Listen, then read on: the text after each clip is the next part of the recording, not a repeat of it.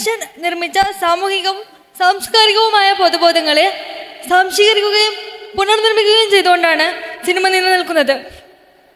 അത്തരത്തിലൊരു മീഡിയമായ സിനിമയിൽ ഡിസബിലിറ്റിയെ എങ്ങനെ ചിത്രീകരിക്കുന്നു എന്നുള്ളതാണ് നമ്മൾ ഇന്നിവിടെ ചർച്ച ചെയ്യാൻ പോകുന്നത്. എൻ്റെ ആദ്യത്തെ ഒരു സംശയം എന്ന് പറയുന്നത്, മലയാള സിനിമയിൽ ഡിസബിലിറ്റിയോടുള്ള സമീപനം മാറിയിട്ടുണ്ടോ, അതോ പഴയ സ്റ്റീരിയോടൈപ്പിക് ചിന്തകളെ പുതിയ പാക്കേജിൽ അവതരിപ്പിക്കുകയാണോ ചെയ്യുന്നത്? Sabari. Thank you Miss Riya. ഇതിൻ്റെ ഒരു തുടക്കമൊക്കെ പറയുകയാണെങ്കിൽ, ഞാൻ സിനിമ കാണാൻ തുടങ്ങിയ കാലം മുതലുള്ള എൻ്റെ അനുഭവങ്ങളിലൂടെ ചെറുതായിട്ടൊന്ന് കടന്നു പോകേണ്ടി വരും. കാരണം മലയാളിക്ക് സിനിമ വെറും ഒരു നേരം പോക്കല്ല. മലയാളിക്ക് സിനിമ അവനവനെ തന്നെ സ്ക്രീനിൽ കാണാനുള്ള ഒരു കണ്ണാടി കൂടിയാണ്. അതിപ്പോൾ വീരനായകനായിട്ടാണെങ്കിലും പ്രണയിക്കുന്ന നായകനായിട്ടാണെങ്കിലും ആക്ഷൻ ഹീറോകളായിട്ടാണെങ്കിലും പ്രതികാരം ചെയ്യുന്ന ആളുകളായിട്ടാണെങ്കിലും കാമുകനായിട്ടാണെങ്കിലും കാമുകിയായിട്ടാണെങ്കിലും ഒക്കെ നമ്മളെ തന്നെ കണ്ട് ആ രൂപങ്ങളെ നമ്മളിലേക്ക് എടുത്തുകൊണ്ട് നമ്മുടെ ജീവിതത്തിൽ മുന്നോട്ട് പോകുന്ന ആൾക്കാരാണ്. അപ്പോൾ ആ രീതിയിൽ സമൂഹം സിനിമയാണോ, സിനിമ സമൂഹത്തിനെയാണോ സ്വാധീനിക്കുന്നത് എന്നുള്ള ചോദ്യം അവിടെ ഉണ്ട് കേട്ടോ. ഞാൻ എൻ്റെ അനുഭവം പറയാം. ഞാൻ ഏതാണ്ട് എൻ്റെ പോലെ തോന്നിപ്പിക്കുന്ന ഒരു കഥാപാത്രമായിട്ട് ആദ്യം സ്ക്രീനിൽ കണ്ടത് ആകാശദൂതിലെ മാധവി അവതരിപ്പിക്കുന്ന കഥാപാത്രത്തിൻ്റെ അവസാനത്തെ കുട്ടിയാണ്. ആ ഡിസേബിൾഡ് ആയിട്ടുള്ള കുട്ടിയാണ് ഞാൻ ആദ്യമായിട്ട് കണ്ടത്. എന്നെപ്പോലെ എൻ്റെ ജീവിതാനുഭവങ്ങളുമായിട്ട് റിലേറ്റ് ചെയ്യാൻ പറ്റുന്ന ഞാൻ ആദ്യമായിട്ട് കാണുന്ന കഥാപാത്രം. അത് ദൂരദർശനിലൊരു വൈകുന്നേരം 4 മണിക്ക് സിനിമ കാണിക്കുന്ന പരിപാടി ഉണ്ടായിരുന്നു പണ്ട്. അങ്ങനെ ഞാൻ ദൂരദർശനിലാണ് ആദ്യമായിട്ട് ആകാശദൂത് കാണുന്നത്. അത് കണ്ടിട്ട് ഞാൻ തകർന്നു പോയി. കാരണം എനിക്ക് പേടിയാവാൻ തുടങ്ങി. അഥവാ എൻ്റെ അമ്മ മരിച്ചു പോയാൽ എന്നെ നോക്കാൻ ആരുണ്ടാവും എന്നുള്ള വലിയൊരു പേടി എനിക്ക് തന്നിട്ടുണ്ട്. പിന്നീടാണ് ഞാൻ മലയാള സിനിമ എൻ്റെ പോലെയുള്ള ശരീരമുള്ളവരെ, എൻ്റെ പോലെയുള്ള അവസ്ഥകളുള്ളവരെ എങ്ങനെ കാണുന്നു എന്ന് സൂക്ഷ്മമായിട്ട് നോക്കാൻ തുടങ്ങിയത്. അപ്പം എനിക്ക് മനസ്സിലായി, പൊതുവെ മലയാള സിനിമ ഡിസേബിൾഡ് കഥാപാത്രങ്ങളെ കാണിക്കുന്നത് ഒന്നുകിൽ അവരെ ഭയങ്കര ദുരന്ത കഥാപാത്രങ്ങളാക്കിയിട്ട്, അല്ലെങ്കിൽ ഭയങ്കര പ്രചോദനാത്മകമായിട്ടുള്ള കഥാപാത്രങ്ങളായിട്ട്, അല്ലെങ്കിൽ പരിഹസിക്കാനുള്ള രൂപങ്ങളായിട്ട്. ഈ 3 തരത്തിലാണ് ഞാൻ കണ്ടിട്ടുള്ളത്. ഇത് മൂന്നുമല്ലാതെ സാധാരണ മനുഷ്യരായിട്ട് സിനിമ എന്ന് പറയുന്ന സാംസ്കാരിക പ്രതലത്തിൽ, കൾച്ചറൽ സ്പേസിൽ നമുക്കൊന്നും എക്സിസ്റ്റൻസ് ഇല്ലേ എന്നുള്ളൊരു ചോദ്യം എനിക്കെപ്പോഴും വരാറുണ്ട്. അപ്പോൾ ദുരന്ത കഥാപാത്രങ്ങളായിട്ടെന്നൊക്കെ പറയുമ്പോൾ എത്രയോ സിനിമകളുണ്ട്. വാസന്തിയും ലക്ഷ്മിയും പിന്നെ ഞാനും വേണമെങ്കിൽ നമുക്കെടുക്കാം. മീരയുടെ ദുഃഖവും മുത്തുവിൻ്റെ സ്വപ്നവും, അങ്ങനെ ഒരുപാട് സിനിമകളുണ്ട്. പ്രചോദനാത്മകമായിട്ടാണെങ്കിൽ വേണമെങ്കിൽ നമുക്ക് ബാംഗ്ലൂർ ഡേയ്സിലെ പാർവതിയുടെ കഥാപാത്രത്തെ എടുക്കാം. ഹാപ്പി ജേണിയിലെ ജയസൂര്യയുടെ കഥാപാത്രത്തെ എടുക്കാം. ബ്യൂട്ടിഫുള്ളിലെ ജയസൂര്യയുടെ കഥാപാത്രം. ഇതൊക്കെ പ്രചോദനം നൽകുന്ന കഥാപാത്രങ്ങളാണ്. കളിയാക്കുന്ന കഥാപാത്രങ്ങളുണ്ട്. അങ്ങനെയും പറയേണ്ടി വരും. ഇപ്പോൾ സൗണ്ട് തോമയിലെ ദിലീപിൻ്റെ കഥാപാത്രം, അയാളെ നമുക്കൊരു ദുരന്ത നായകനായിട്ടും കണക്കാക്കാൻ പറ്റില്ല, ഒരു വീരനായകനായിട്ടും കണക്കാക്കാൻ പറ്റില്ല. അയാൾ കാണിക്കുന്ന പല പരിപാടികളും കളിയാക്കാനുള്ളതാണ്, കളിയാക്കപ്പെടാനുള്ളതാണ്. അപ്പോൾ ഈ 3 തരത്തിലുള്ള സ്റ്റീരിയോ ടൈപ്പിങ്ങുകൾ ഒഴിച്ചാൽ വേറെ ഏതെങ്കിലും തരത്തിലുള്ള കഥാപാത്രങ്ങൾ റിയലിസ്റ്റിക് ആയിട്ടുണ്ടോ എന്ന് ചോദിച്ചാൽ വളരെ റെയറായിട്ടുണ്ട്. അത്തരത്തിൽ ഞാൻ കണ്ട് രാഷ്ട്രീയപരമായിട്ട് തന്നെ എന്നെ ഒരുപാട് പ്രചോദിപ്പിച്ച സിനിമയാണ് KG ജോർജിൻ്റെ മേള. കെ ജി ജോർജിൻ്റെ മേളയിലെ നായകനായിട്ട് മേള രവി എന്ന് പറയുന്ന അദ്ദേഹം അവതരിപ്പിക്കുന്ന കഥാപാത്രം, ആ സിനിമയിലെ ആ കഥാപാത്രത്തിൻ്റെ പേരാണ്. അപ്പോൾ അത്തരത്തിലുള്ള കഥാപാത്രങ്ങൾ വളരെ റയറായിട്ട് സംഭവിക്കാറുണ്ട്. പക്ഷേ അതൊന്നും കീപ്പപ്പ് ചെയ്യാൻ മലയാള സിനിമയ്ക്ക് പറ്റിയിട്ടുണ്ടോയെന്ന് ചോദിച്ചാൽ പൂർണ്ണാർത്ഥത്തിലില്ല. എന്നാൽ മാറുന്നുണ്ടോയെന്ന് ചോദിച്ചാൽ കാലക്രമേണ ചെറിയ മാറ്റങ്ങൾ നമുക്ക് സംഭവിച്ചു തുടങ്ങിയിട്ടുണ്ടെന്ന് പറയേണ്ടി വരും. അപ്പോൾ ഇത്തരത്തിലുള്ള കഥാപാത്ര നിർമ്മിതികളുടെ രാഷ്ട്രീയം എന്താണ്, അതിൻ്റെ ഇൻറ്റൻഷൻസ് എങ്ങനെയാണ് ഡിസേബിൾഡ് വ്യക്തി എന്നുള്ള നിലയ്ക്ക് എന്നെ ചേർന്ന് നിൽക്കുന്ന സമൂഹത്തെയും ബാധിച്ചത് എന്നുള്ളത് തുടർന്ന് വരുന്ന ചർച്ചയിൽ നമുക്ക് വിശദമായിട്ട് വിശദീകരിക്കാം. Thank you. പ്രേക്ഷകന്റെ കണ്ണു നിറക്കാനുള്ള ഒരു ഇമോഷണൽ ടൂൾ ആയിട്ട് ഡിസബിലിറ്റി ഉള്ള കഥാപാത്രങ്ങളെ സിനിമയിൽ ഉപയോഗിക്കുന്നുണ്ട്. അങ്ങനെ അല്ലാതിരിക്കാൻ, അതായത് അത്തരത്തിലൊരു മാറ്റം കൊണ്ടുവരാൻ എന്തായിരിക്കും നമ്മൾ ചെയ്യേണ്ടത്? തിരക്കഥാകൃത്ത് എന്ന നിലയിൽ സാർക്ക് എന്താണ് അതിൽ പറയാനുള്ളത്? ആദ്യം തന്നെ ഇങ്ങനൊരു പരിപാടിയിൽ ക്ഷണിച്ചതിന് ഞാൻ എൻ്റെ സംഘാടകരോടും ഇത് വളരെ പുതിയൊരു അനുഭവമാണ്, ഇങ്ങനെ ഒരു വേദി ഇരിക്കുന്നത്, എന്നോട് നന്ദി പറയുന്നു. എനിക്ക് തോന്നുന്നത് ഈ ഡിസേബിൾഡ് ആയിട്ടുള്ള മനുഷ്യരടക്കമുള്ള സമൂഹം അരികിവൽക്കരിച്ച ഏത് തരം മനുഷ്യരെയും അവരെക്കുറിച്ച് അല്ലെങ്കിൽ അവരെ സെൻട്രൽ കഥാപാത്രമായിട്ട് സിനിമ ചെയ്യുമ്പോൾ സിനിമാക്കാർക്ക് പറ്റുന്ന അബദ്ധങ്ങളുടെ കാരണങ്ങളിൽ പ്രധാനപ്പെട്ട ഒരു കാരണം അത്തരം ആളുകൾ ആ സിനിമ മേഖലയിൽ ഇല്ലാത്തതുകൊണ്ടാണെന്ന്. അതിൻ്റെ പ്രതിനിധാനത്തെക്കുറിച്ച് ഞാൻ പറഞ്ഞു. സിനിമയുടെ ക്രൂവിലോ അതിൻ്റെ ഏതെങ്കിലും ഒരു പ്രോസസ്സിലോ ഇവരാരും ഇല്ല എങ്കിൽ അവർ പുറത്തു നിന്നുള്ള അറിവും അനുഭവങ്ങളല്ലാത്ത പുറത്തു നിന്നുള്ള സെക്കൻഡ് ഹാൻഡ് ഇൻഫർമേഷനും അനുഭവങ്ങളായിരിക്കും പൊതുവെ സിനിമയിൽ കൊണ്ടുവരാം. അതുണ്ടാക്കുന്ന ദുരന്തങ്ങൾ ഏറ്റവും കൂടുതൽ എഫക്റ്റ് ചെയ്യുന്നത് ആ സമൂഹങ്ങൾക്ക് തന്നെയാണ്. അതിപ്പോൾ ഡിസേബിൾഡ് മനുഷ്യന്മാരെ കുറിച്ച് പറയുകയാണെങ്കിലും അല്ലാതെ നമ്മുടെ രാജ്യത്തുള്ള ഏത് തരം ഒപ്രസ്ഡ് കമ്മ്യൂണിറ്റിക്ക് ആളാണെങ്കിലും അവർക്കാണ് അത് പെട്ടെന്ന് ബാധിക്കുക. ഇപ്പോൾ ശബരി പറഞ്ഞു, ആകാശദൂതിലെ കഥാപാത്രം കാണുമ്പോൾ നമ്മളെല്ലാവരും ആകാശദൂതിലെ ആ സിനിമ ആ കുടുംബത്തിൻ്റെ വേദനയിലും അവരുടെ ദുരന്തത്തിലുമായിരുന്നു ഞാനൊക്കെ വേദനിച്ചത്. ആ സമയത്ത് എന്നെ ബാധിക്കുന്നത് മദ്യപാനത്തിൽ അടിപ്പെട്ട് ഒരു കുടുംബം അനാഥമാവുന്നു, ആ കുടുംബം ശിഥിലമായി പോകുന്നു എന്നൊരു സാധനമായിരിക്കും. അതേസമയത്ത് ഒരു ഡിസേബിൾഡ് ആയ ഒരു മനുഷ്യൻ കാണുമ്പോൾ അയാൾക്ക് ആയിരുന്നില്ല അനുഭവിച്ചിരുന്നത്. ഇപ്പോൾ ശബരി പറഞ്ഞു, ഇതേപോലെ തന്നെയാണ് ഏത് കമ്മ്യൂണിറ്റിയിലാണോ ഏത് വിഭാഗത്തിലാണോ നമ്മൾ പ്രേക്ഷകർ ഉൾപ്പെടുന്നത് അവനെ ഈ സിനിമയിൽ കാണിക്കുമ്പോൾ അതെത്രമാത്രം റോങ് ആയിട്ടാണ് എന്ന് ഏറ്റവും കൂടുതൽ ആദ്യം അത് എഫക്റ്റ് ചെയ്യുന്നതും അസ്വസ്ഥപ്പെടുന്നതും ആ കമ്മ്യൂണിറ്റിപ്പെട്ട ആ വിഭാഗത്തിൽപ്പെട്ട ആൾക്കാർക്ക് തന്നെയാണ്. അതിനൊരു പോംവഴിയല്ല അതിന് വേണ്ടതെന്ന് വെച്ചാൽ, കാരണം ഇപ്പോൾ കേരളത്തിൽ ആദ്യത്തെ ചോദ്യം ചോദിച്ചല്ലോ മാറി വരുന്നുണ്ടോന്ന്. ഏതെങ്കിലും തരത്തിലുള്ള മാറ്റം സിനിമയിൽ കാണുന്നുണ്ടെങ്കിൽ തന്നെ അതിന് കാരണം ഇതുവരെ സിനിമ ആരെക്കുറിച്ചാണോ അവരറിയാത്ത കാര്യങ്ങൾ അവരുടെ അറിവാണെന്ന രൂപത്തിൽ ചിരിപ്പിക്കാനും കളിയാക്കാനും ദുരന്തമായിട്ടും ഒക്കെ അവതരിപ്പിച്ചത് അത്തരം ആളുകൾ സിനിമക്കകത്ത് കയറി പണിയെടുക്കാൻ തുടങ്ങിയപ്പോഴാണ് അത്തരം മാറ്റങ്ങളുണ്ടായത്. അതാണ് ഒരുപാട് വഴികളിൽ പ്രധാനപ്പെട്ടൊരു വഴിയെന്ന് എനിക്ക് തോന്നുന്നു. ഓക്കെ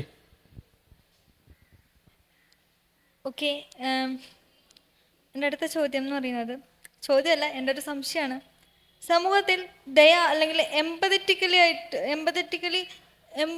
എന്ന് പറയുന്ന ഒരു സാധനം വിട്ടെടുക്കാനുള്ളൊരു ഉപാധിയായിട്ട് ഡിസബിലിറ്റി കഥാപാത്രങ്ങളുള്ള സിനിമകളെ ഉപയോഗിക്കുന്നതായി എനിക്ക് തോന്നിയിട്ടുണ്ട്. പേഴ്സണലി എൻ്റെ നിരീക്ഷണം മാത്രമാണ്, തെറ്റുണ്ടെങ്കിൽ തിരുത്താം. അപ്പോൾ ഈ നിരീക്ഷണത്തോട് നമ്മുടെ കൂടെ സൂം മീറ്റിൽ ഒരു പ്രതിനിധി പങ്കെടുക്കുന്നുണ്ട്, മിസ് ആലീസ് എബ്രഹാം. മാമിന് എന്താണ് ഈ നിരീക്ഷണത്തോട് പറയാനുള്ളതെന്ന് നമുക്ക് കേൾക്കാം.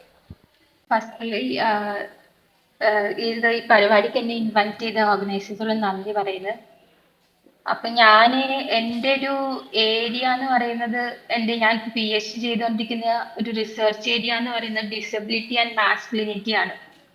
അപ്പൊ ഇവിടുത്തെ ചോദ്യം ഇത് ആൾക്കാർക്ക് പ്രചോദനം ഇങ്ങനെയുള്ള ഒരു ടൂളായിട്ട് യൂസ് ചെയ്യണമെന്ന് ചോദിച്ചാൽ എനിക്ക് തോന്നുന്നുണ്ട് ഇപ്പോഴും അത് തന്നെയാണ് മലയാള സിനിമയിൽ നടക്കുന്നത്. ലൈക്ക് ഫോർ എക്സാമ്പിൾ ഒരു ഡിസബിലിറ്റി സ്റ്റഡീസ് സ്കോളറായ സാലി ചീവേഴ്സ് പറയുന്നത് ഡിസേബിൾ ക്യാരക്ടേഴ്സിന്റെ റെപ്രസെന്റേഷൻ അല്ല പല സിനിമകളിൽ നടക്കുന്നത്, ഇറ്റ്സ് പ്രൊജക്ഷൻ.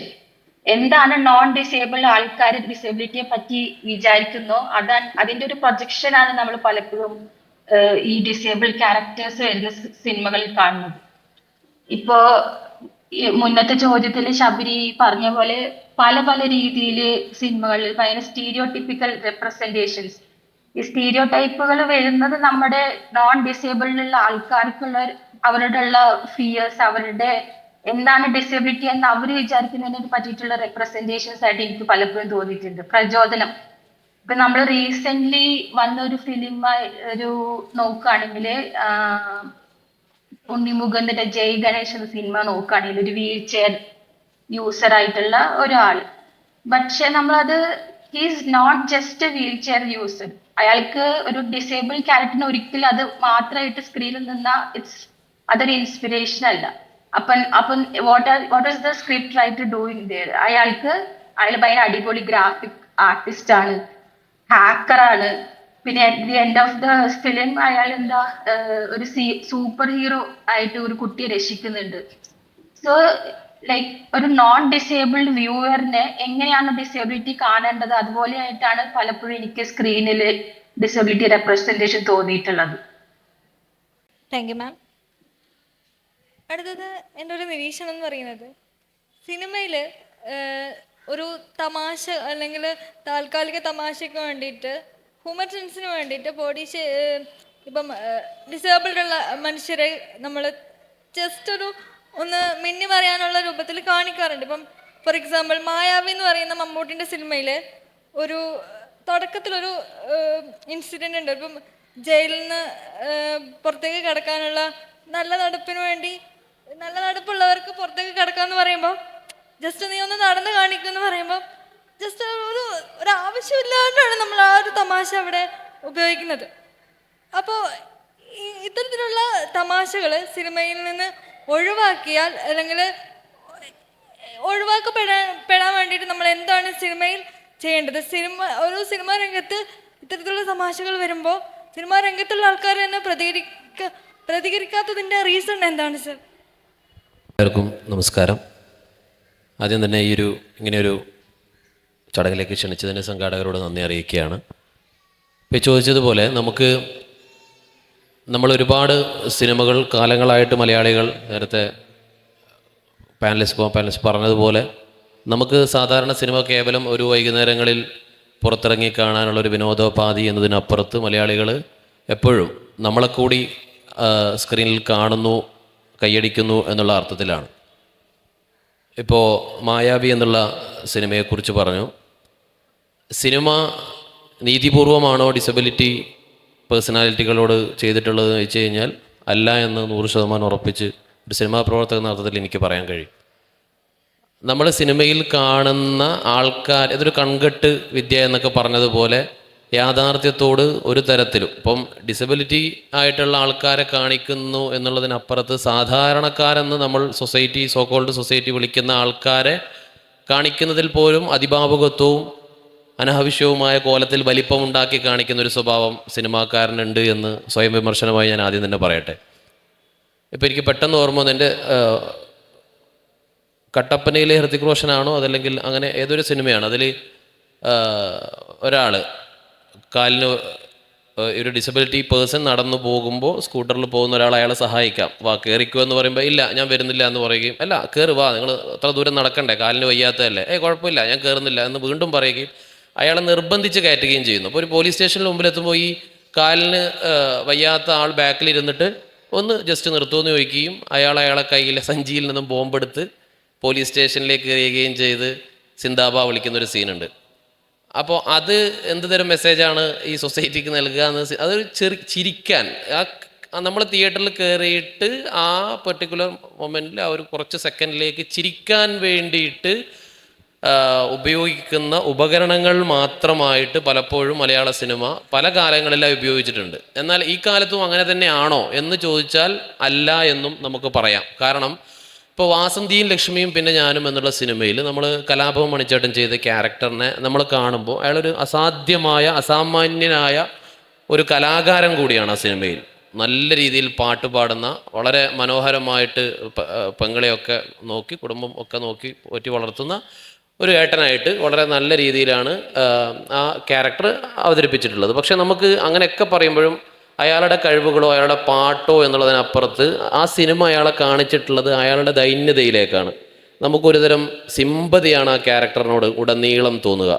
അപ്പോൾ ആ സിമ്പതിയാണോ നമ്മൾ കാണേണ്ടത്, അല്ല അയാളിലെ പാട്ടുകാരനെയാണോ, അയാൾ വളരെ നോർമലായി ചെയ്യുന്ന കാര്യം. അപ്പോൾ ക്യാമറ എങ്ങനെ വെക്കുന്നു എന്നുള്ളത് വലിയൊരു ചോദ്യമാണ്. അപ്പോൾ ഒരു കാലത്ത് തുടർച്ചയായി ക്യാമറകൾ വെച്ചിരുന്നത് ഇത്തരം ഡിസബിലിറ്റി എന്ന് നമ്മൾ പറയുന്ന ക്യാമറയ്ക്ക് ഡിസബിലിറ്റി ഉള്ള കോലത്തിലായിരുന്നു കാലങ്ങളായിട്ട് നമ്മൾ സിനിമയിൽ ഈ ക്യാരക്ടറുകളെ കാണിച്ചിരുന്നത്. എന്നാൽ ആമേൻ എന്നുള്ള സിനിമയിലേക്ക് വരുമ്പോൾ ഒരു നമ്മളുടെ സോക്കോൾഡ് സൊസൈറ്റി പറയുന്ന ഒരു പൂർണ്ണതയുള്ളൊരു ക്യാരക്ടറായിട്ടല്ല അതിൽ ഫഹദ് ഫാസിൽ അഭിനയിക്കുന്നുള്ളത്. പക്ഷേ ഫഹദ് ഫാസിലിനെ ക്യാമറ ലിജോ ജോസ് പല്ലിശ്ശേരി വെക്കുമ്പോൾ നമുക്ക് കാണുന്നത് അസാമാന്യ പ്രതിഭയുള്ള അസാധാരണത്വമായ കഴിവുള്ള ഒരു കലാകാരനായിട്ടാണ്. നമുക്ക് ആ കലാകാരനെ അതിൽ കാണാൻ പറ്റുന്നുള്ളൂ. അവിടെ എന്തെങ്കിലും ഒരു പ്രത്യേകിച്ച് അപ്പം ഇങ്ങനെ ഒരു നോർമൽ, നമ്മൾ ഈ സിമ്പതി എന്നുള്ളതിന് പകരം അവരോട് കമ്മ്യൂണിക്കേറ്റ് ചെയ്യേണ്ടത് സാധാരണത്വമായിട്ടാണ് എന്നുള്ളതും, അവരെ പ്രത്യേകിച്ച് നമ്മൾ അനാവശ്യമായ ഒരു സിമ്പതി കൊടുത്ത് പിന്നെ വല്ലാത്തൊരു കെയറിങ് കൊടുത്ത് പലപ്പോഴും നമ്മൾ സംസാരിക്കുമ്പോൾ വല്ലാതെ അങ്ങനെ ഒരു അനുഭൂതി കൊണ്ട് വീർപ്പ് മുട്ടി അങ്ങനെ നമ്മൾ അവരുടെ അടുത്ത് ചെയ്യുന്നുണ്ട്, അങ്ങനെ നമ്മൾ അവരുടെ അടുത്ത് ചെയ്യരുത് എന്നുള്ളത് സിനിമയിൽ കൂടെ പറയാൻ പറ്റിയാൽ അതല്ല വേണ്ടത് എന്നും വളരെ നോർമലായിട്ട് നമുക്കിടയിലുള്ള ആൾക്കാർ നമുക്ക് അവരിപ്പോൾ മാർഗരിറ്റ വിത്ത്, ഇപ്പോൾ മലയാള സിനിമയാണെങ്കിൽ മാർഗരിറ്റ വിത്ത് സ്ട്രോ എന്നുള്ള സിനിമ നമ്മൾ എത്ര ആൾക്കാർ കണ്ടിട്ടുണ്ടാവും എന്ന് എനിക്കറിയില്ല. നാഷണൽ അവാർഡൊക്കെ കിട്ടിയ സിനിമയാണ്, അതിൽ ബെസ്റ്റ് ആക്ട്രസിന്. അപ്പോൾ അതിലെ ക്യാരക്ടറിനോട് അമ്മ, എനിക്ക് ആ നടിയുടെ പേര് ഓർമ്മയില്ല, ആ അമ്മ അതെ അമ്മ ചോദിക്കുന്നുണ്ട്, മകളെ നീ എന്തിനാണ് ഇങ്ങനെ കഷ്ടപ്പെടുന്നത്, ഞാനില്ലേ, നിനക്ക് ഞാനുണ്ടല്ലോ, എന്തിനാണ് നീ ഇങ്ങനെ കഷ്ടപ്പെടുത്തുന്നത് പറയുമ്പോൾ എനിക്ക് നിങ്ങളുടെ ഈ സഹായഹസ്തത്തിൻ്റെ ആവശ്യമില്ല എന്നും ഇതിനെ നേരിടാൻ എനിക്ക് ചുറ്റുമുള്ള ആ സിനിമ അങ്ങനെയാണ് സിംബോളിക്കലി അതിനെ കാണിക്കുന്നത്. മാർഗരിറ്റ വിത്ത് സ്ട്രോ എന്നുള്ള സിനിമ ഒരു എല്ലാ കുഴപ്പങ്ങളെയും ഒരു സ്ട്രോ വെച്ച് വലിച്ചെടുക്കാൻ പറ്റുന്ന അത്രയും കപ്പാസിറ്റി തനിക്കുണ്ടെന്നും, അതുപോലെ ലൈംഗികമായി കാമമാണെങ്കിലും പ്രണയമാണെങ്കിലും ഇഷ്ടമാണെങ്കിലും യാത്രയാണെങ്കിലും ഇങ്ങനെയെല്ലാം തനിക്ക് തന്നെ ചെയ്യാൻ കഴിയുമെന്ന് വളരെ ശക്തമായി വാദിച്ച ഒരു സിനിമയാണ് മാർഗരിറ്റ വിത്ത് സ്ട്രോ എന്ന് എനിക്ക് തോന്നിയിട്ടുണ്ട്. അപ്പം അങ്ങനെ വളരെ പവർഫുള്ളായിട്ട് മലയാള സിനിമയിൽ സംസാരിച്ചിട്ടുണ്ടോ റെപ്രസെൻ്റ് ചെയ്തിട്ടുണ്ടോ എന്ന് ചോദിച്ചാൽ ഇല്ല എന്ന് പറയും. ഒരു സിനിമയുടെ കൂടി പേര് പറഞ്ഞ് ഞാൻ അവസാനിപ്പിക്കും. പേരൻപ് എന്നുള്ള സിനിമ, ഈ പേരൻപ് എന്നുള്ള സിനിമ നമ്മൾ കണ്ടതാണ്. ഈ പേരൻപ് കാണുമ്പോൾ നമുക്കതിലൊരു മമ്മൂക്ക ഉള്ളത് കൊണ്ടാണ് ആ സിനിമ നമ്മളെ കാണാൻ പ്രേരിപ്പിക്കുന്നത്. ഇവിടെ എല്ലാത്തിനും അപ്പുറം സിനിമ ഒരു മാർക്കറ്റ് പ്രൊഡക്റ്റ്, ഒരു കമ്മോഡിറ്റി എന്ന അർത്ഥത്തിൽ അത് സെല്ല് ചെയ്യാൻ വേണ്ടിയിട്ടൊക്കെ ആയിരിക്കും. ഇപ്പോൾ താരസമീൻ പറഞ്ഞുള്ള സിനിമ വലിയൊരു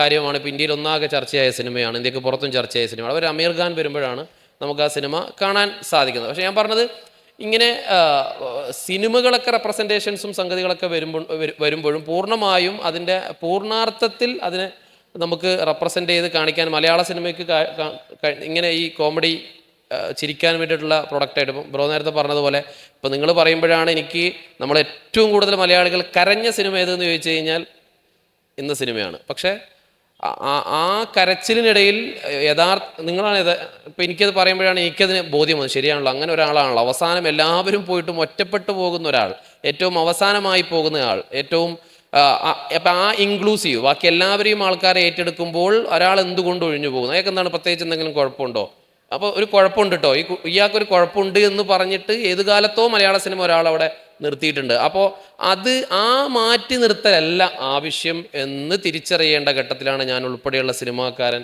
ഇവിടെ ഉള്ളത് എന്നാണ്. അപ്പോൾ അങ്ങനെ ഇവിടെ വന്നിരിക്കുന്നതാണ് എനിക്ക് ഇതിൽ പങ്കെടുക്കാനുള്ള ഏറ്റവും അഭിമാനം. ഞാൻ 2 സിനിമയാണ് ചെയ്തത്, ഒന്ന് ആയിഷയും മറ്റൊന്ന് ഈടി എക്സ്ട്രാ ഡീസൻ്റ് എന്നുള്ളതും. ഈ ആയിഷ എന്നുള്ള സിനിമ ചെയ്ത് അതിലെ മമ്മ എന്നുള്ള ക്യാരക്ടർ മഞ്ജു വാര്യർ അവതരിപ്പിച്ച നിലമ്പൂർ ആയിഷയുടെ അടുത്ത് മനസ്സ് തുറക്കുന്നത് അവരൊരു വീൽ ചെയറിലാവുമ്പോഴാണ്. ഞാൻ പറഞ്ഞു അതുവരെ അവർ ഭയങ്കര പ്രൗഢിയിലും ഒക്കെയാണ് സംസാരിച്ചതെങ്കിലും അവർക്ക് മനസ്സ് തുറക്കേണ്ടി വരുന്നത് അവർ വീൽ ചെയറിലായി പോകുമ്പോഴാണ്.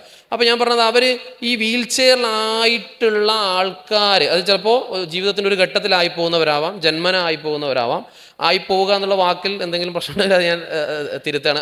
അങ്ങനെ ആയി വരുന്ന ആൾക്കാരുണ്ടാവും. അപ്പോൾ അപ്പം ഇങ്ങനെ കേൾക്കാൻ തയ്യാറാവുന്നുണ്ടോ എന്നുള്ളതാണ്. സ്വന്തം കുടുംബത്തിലുള്ള ഏറ്റവും വലിയ ജീവിത പരിസരത്തിൽ ഒരു കൊട്ടാരത്തിൽ ജീവിക്കുന്ന വലിയ റിച്ചായിട്ടുള്ള ഒരു സ്ത്രീയെ കേൾക്കാൻ കേരളത്തിൽ നിന്നുള്ള ഒരു തൊഴിലാളി വർഗത്തിൽപ്പെട്ട ഒരാൾ പോയി അവരുടെ അടുത്ത് ഇരുന്നപ്പോഴാണ് എന്നാൽ പിന്നെ എനിക്കൊന്ന് പറഞ്ഞു കളയാം എന്ന് തോന്നുന്നത്. അവിടെ നിലമ്പൂർ ആയിഷയുടെ ക്യാരക്ടർ ഒരിക്കലും ഒരു സിമ്പതി ആ മാമ എന്ന ക്യാരക്ടറിനോട് വീൽ ചെയറിലായപ്പോൾ പോലും കാണിക്കുന്നില്ല എന്നുള്ളത് ഞാൻ ചെയ്തൊരു സിനിമയിലെങ്കിലും എനിക്ക് അങ്ങനെ ആയിപ്പോകുന്ന ഒരാളോട് വീൽ ചെയറിൽ അത് ജീവിതത്തിൻ്റെ ഒരു പ്രധാന ഘട്ടത്തിലെത്തുമ്പോൾ ആയിപ്പോകുന്ന ഒരാളടുത്തേക്ക് ഒരാൾ സംസാരിക്കുമ്പോൾ അങ്ങനെയൊന്നും അല്ല മമ്മ, ഇങ്ങനെയാണ്, ഇതാണ് കാര്യങ്ങളെന്ന്. അപ്പം ഈ കേൾക്കാൻ തയ്യാറാവുന്ന എത്ര ആൾക്കാരുണ്ട്. അപ്പം കേൾക്കാൻ ഇരിക്കുന്ന ആളുടെ മനസ്സിലും ഈ ഒരു മാറ്റം ഉണ്ടാവുക എന്നുള്ളത് നമ്മൾ ശരിക്കും ഈ കഥാപാത്രങ്ങൾക്കപ്പുറത്ത് ക്യാമറയ്ക്ക് പിന്നിൽ നിൽക്കുന്ന ആൾക്കാരുടെ മനോനില എങ്ങനെയാണോ അതിൻ്റെ റിഫ്ലക്ഷൻ ആയിരിക്കും സിനിമയിൽ ഉണ്ടാവുക.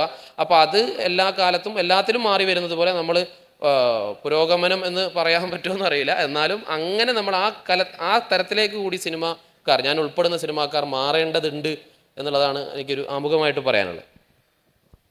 Thank you sir. സിനിമാക്കാർ മാറേണ്ടതുണ്ട് എന്ന് പറയുന്ന ഒരു സ്റ്റേറ്റ്മെൻറ്റ് സാർ പറഞ്ഞതുകൊണ്ടാണ് എൻ്റെ ഒരു ഡൗട്ട് ഞാൻ ചോദിക്കുകയാണ്.